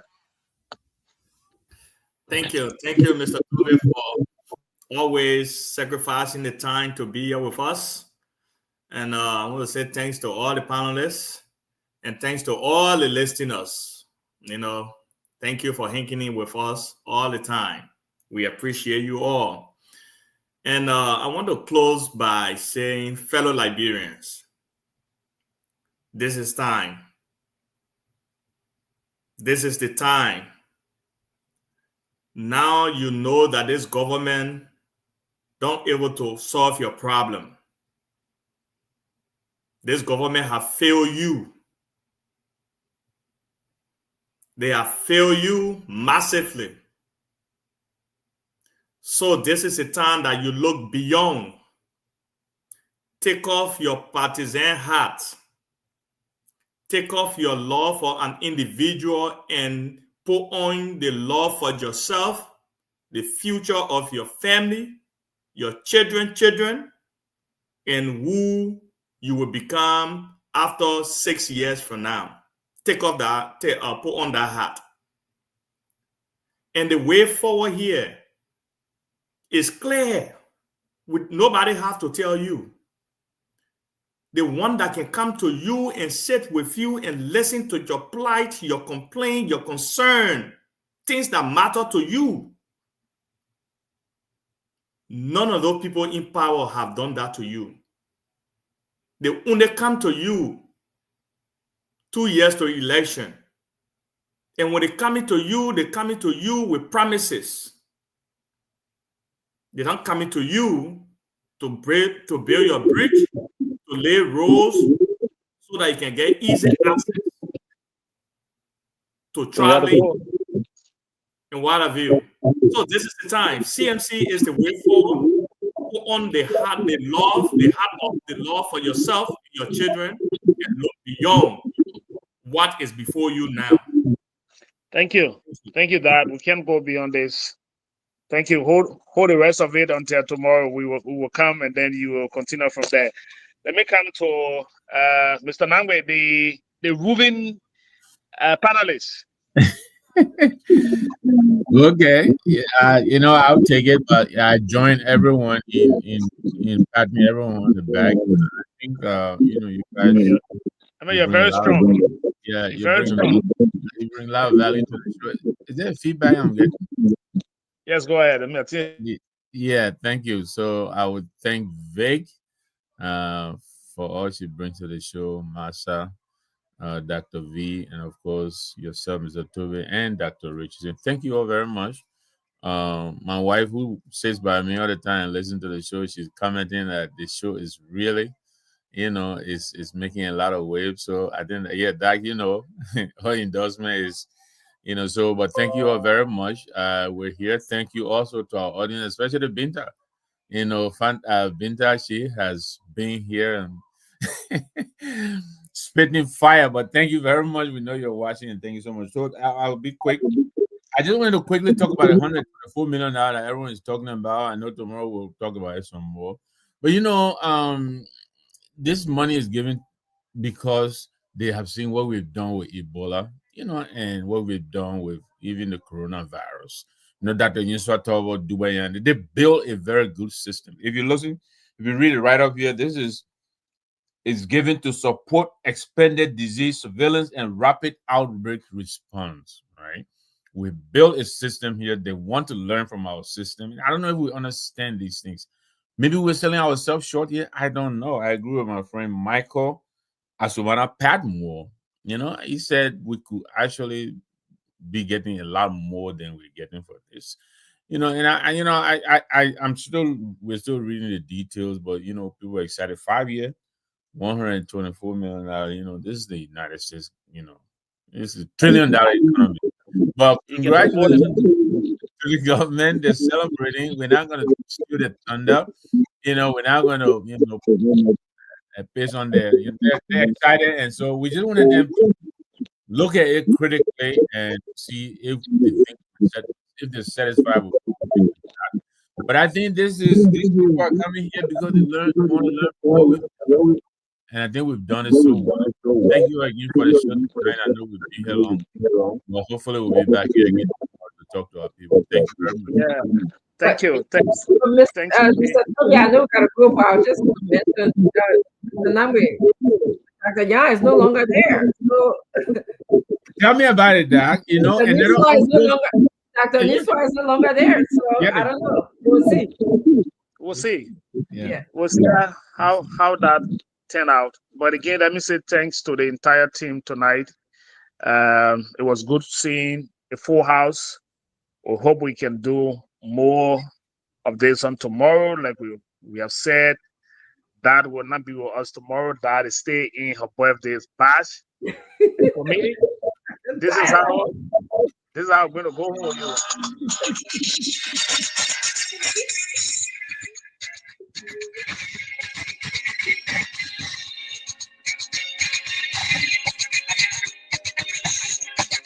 Thank you. They said they asked him. You want to put it on? You said our breakfast song you played. Oh, sorry. Thank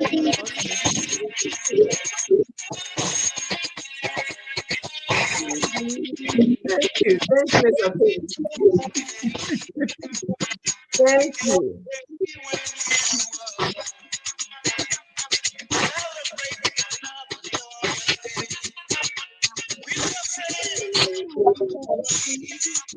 That's a good song.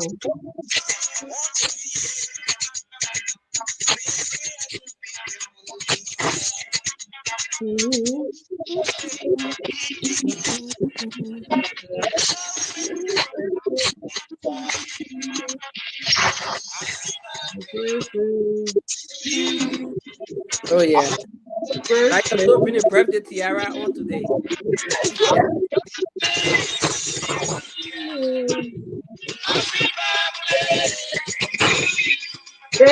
Thank you so much, Dr. V. I know you enjoying Florida weather.